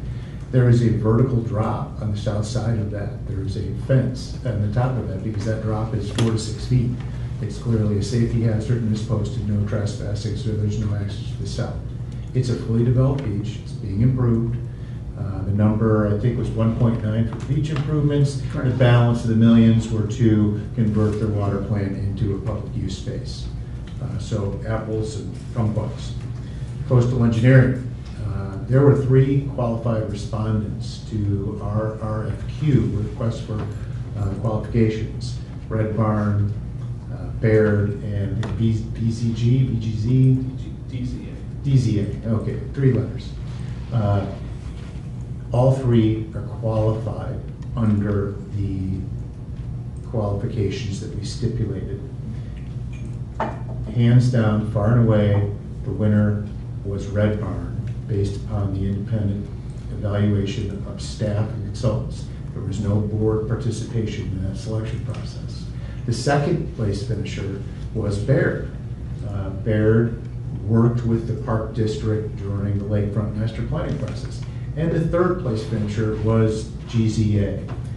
As it turns out, GZA was selected by Kenilworth to work on their project. The Village of Winnetka selected Baird as its consultant. There's been a discussion, an agreement to have peer review. Peer review means a second set of eyes.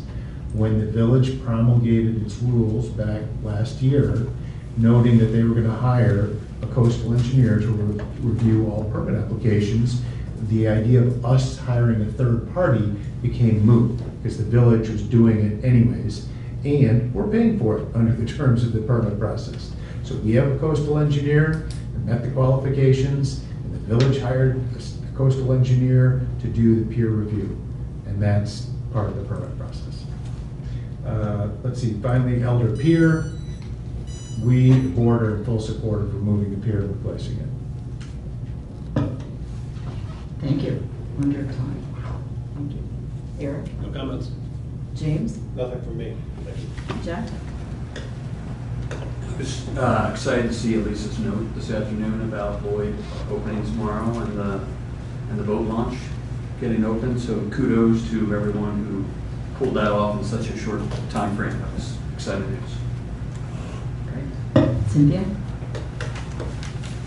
I just wanted to give a thank you for the water safety presentations and safety bulletins with D36. I think they were well received. I can tell you that based on the focus group that I conducted, that people got the key points on the red flag warnings, swim with a buddy, you know, what to do in a rip current. So I thought that was really outstanding. I definitely appreciate the effort and partnership to kick that off this year. That was a new initiative, and I think that the timing and the delivery seemed to be pretty effective. So hopefully that will translate into better behaved patrons at our beaches in the summer and a safe season. So thank you for that effort.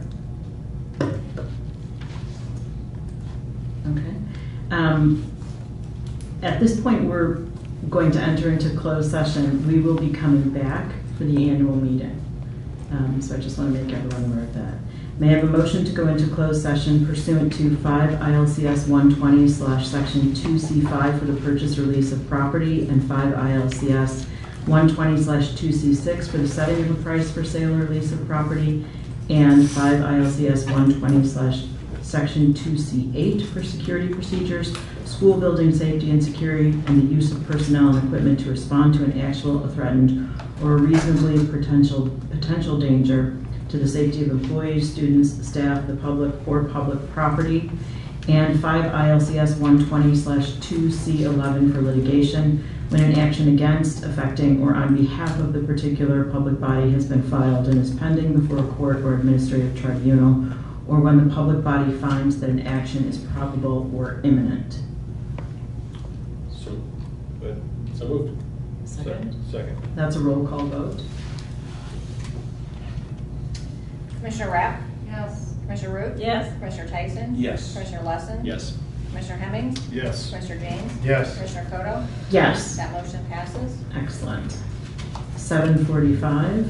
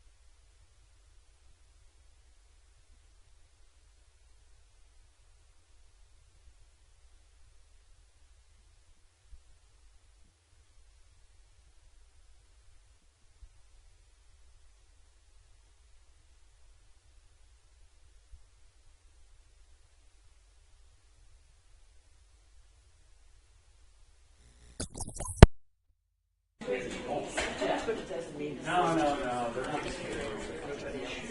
Yeah. So, all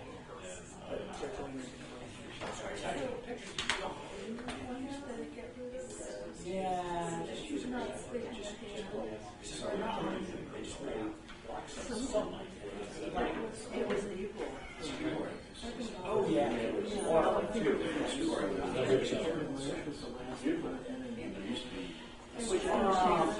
That video was crazy, so I can't believe it.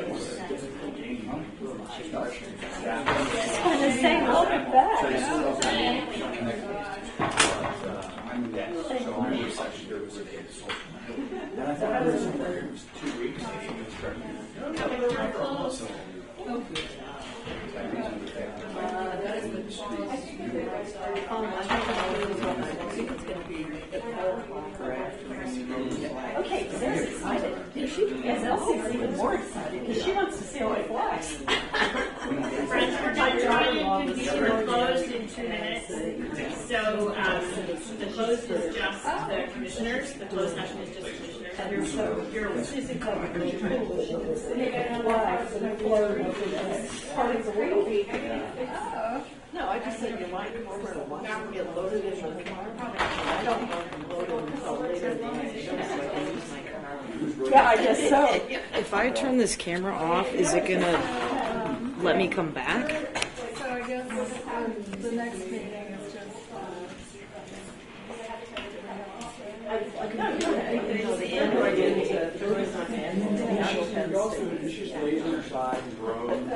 Yeah, but you can hear everything.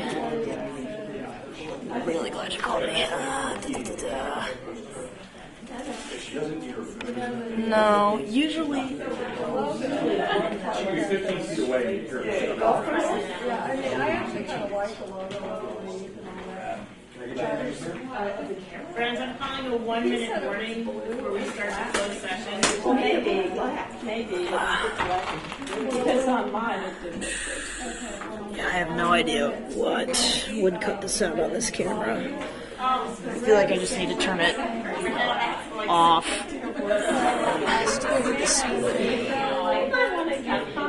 Oh, Mike. Let's see. Yeah, well, you know, it'd be nice if they had far away. Yeah, I'm looking at some stuff, but I'm not. Ooh, I have no idea whether or not that's. That's another thing to. I'm looking at 2. I've got input 1 and 2. They're about to close this. I'm gonna just have to shut off the camera.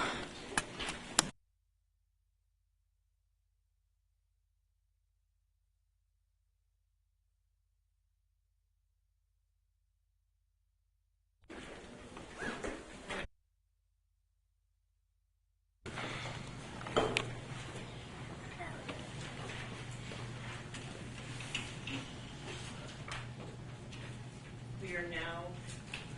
Are you ready to? Hold tight. Let me just make sure our camera comes back.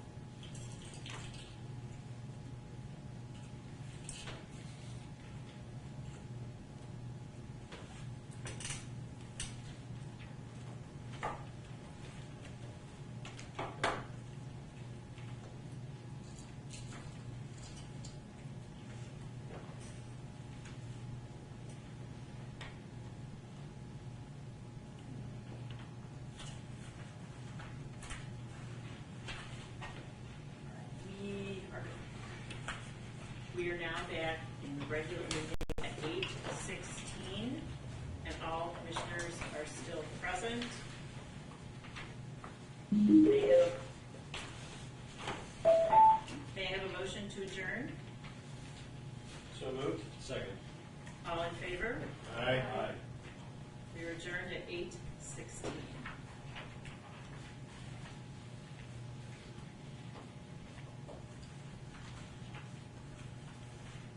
Just have to take a start again from the beginning.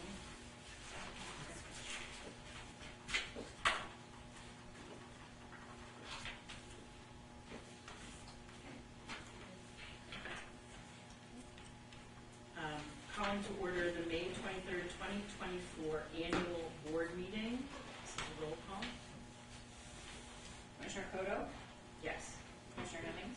Here. Commissioner James? Here. Commissioner Lesson? Here.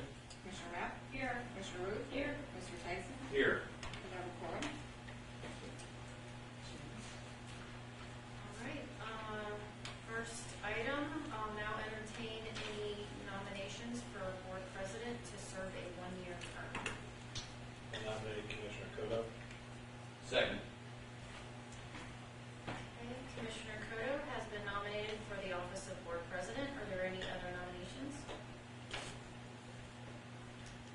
Hearing no further nominations for the office of board president, may I have a motion to close nominations for this office?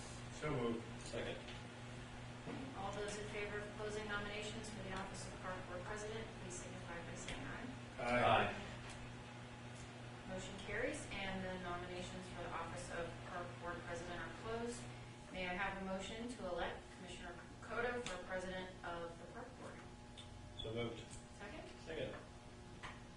Okay, this is a roll call vote. Commissioner Hemmings? Yes. Commissioner James? Yes. Commissioner Lesson? Yes. Commissioner Rapp? Yes. Commissioner Root? No, and I have a statement. Commissioner Tyson? Yes. Commissioner Kodo? Yes. That motion passes. I will now entertain nominations for board vice president to serve a one-year term. I'd like to nominate Commissioner Lesson. Any additional nominations? I'd like to nominate Mr. Hemmings, Commissioner Hemmings.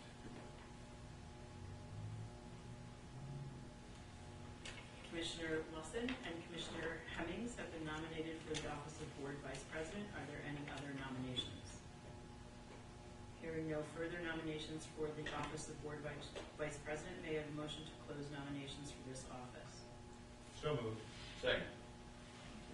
All those in favor of closing nominations for the office of park board vice president signify by saying aye. Aye.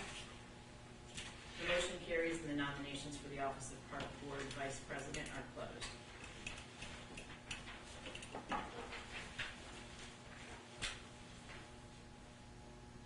May I have a motion to elect Commissioner Lawson for vice president of the park board?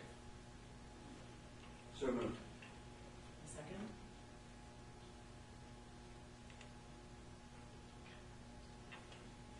Seeing no second, may I have a motion to elect Commissioner Hemmings So moved. Second. for vice president of the park board? A second? Get a second. Excellent. And that's a roll call. If I may, Yes. it's twice that Commissioner James and Commissioner Root read this evening. We're making progress here, James. We're making progress. And Denise, that's a roll call. Commissioner Kodo? Yes. Commissioner Hemmings?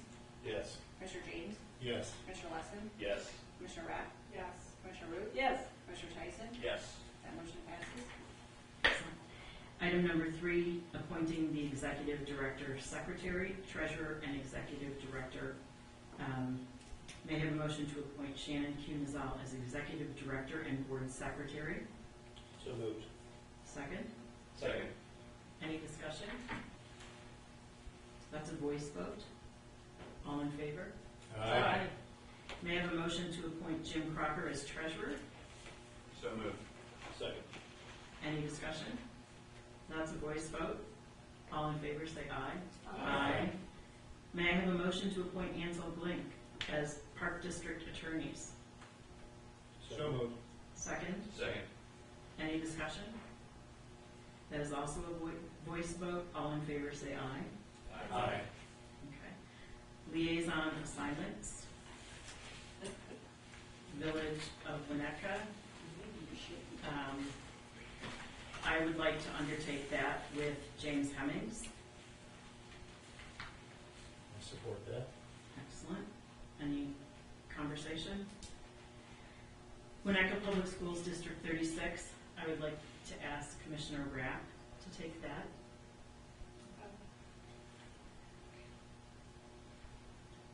New Trier Township High School, I would like to ask Commissioner James to take that.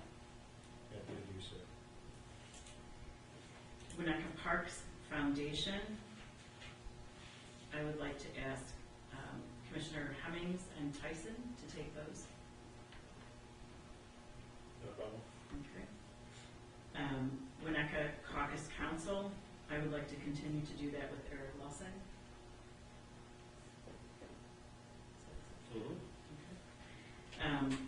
North Suburban Special Recreation Association, Commissioner Tyson.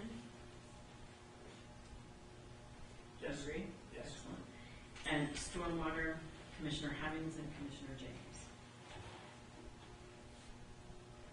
Happy to serve. Excellent. As am I.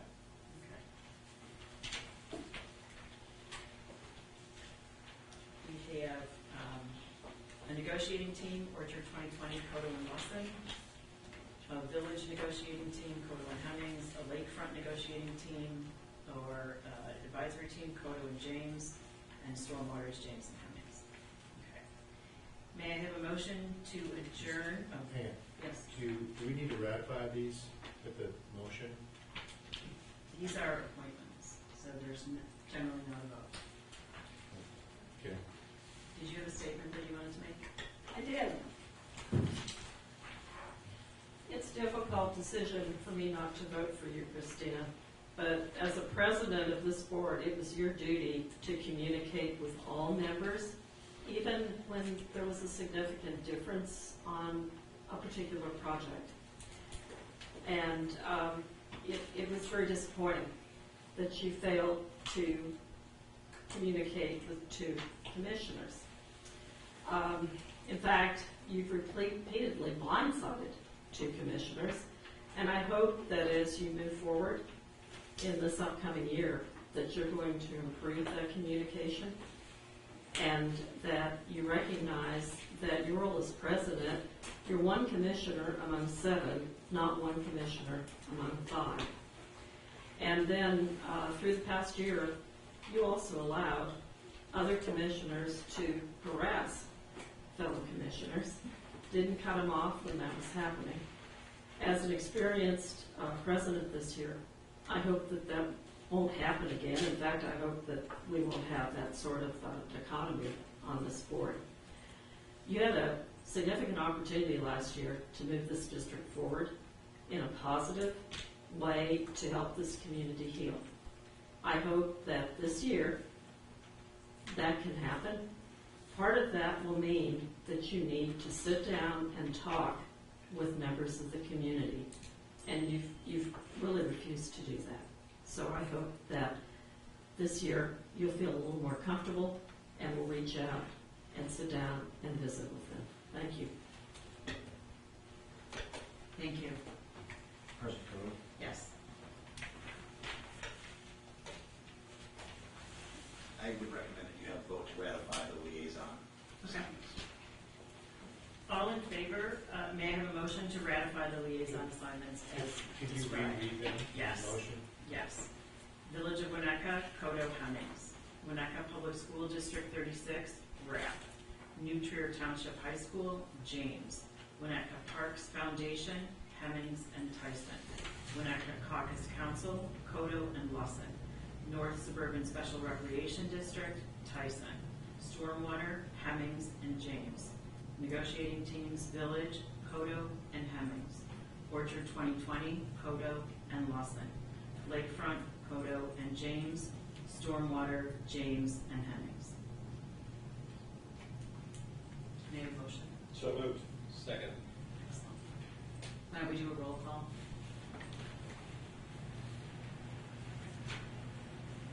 Commissioner Coto? Yes. Commissioner Hemmings? Yes. Commissioner James? Yes. Commissioner Wesson? Yes. Commissioner Rapp? Yes. Commissioner Root? Yes. Commissioner Tyson? Yes. That motion passes. Thank you very much. May I have a motion to adjourn the Winnetka Park District 2024 annual meeting at 8:27 PM? So moved. Second. All in favor? This is a voice vote. Aye.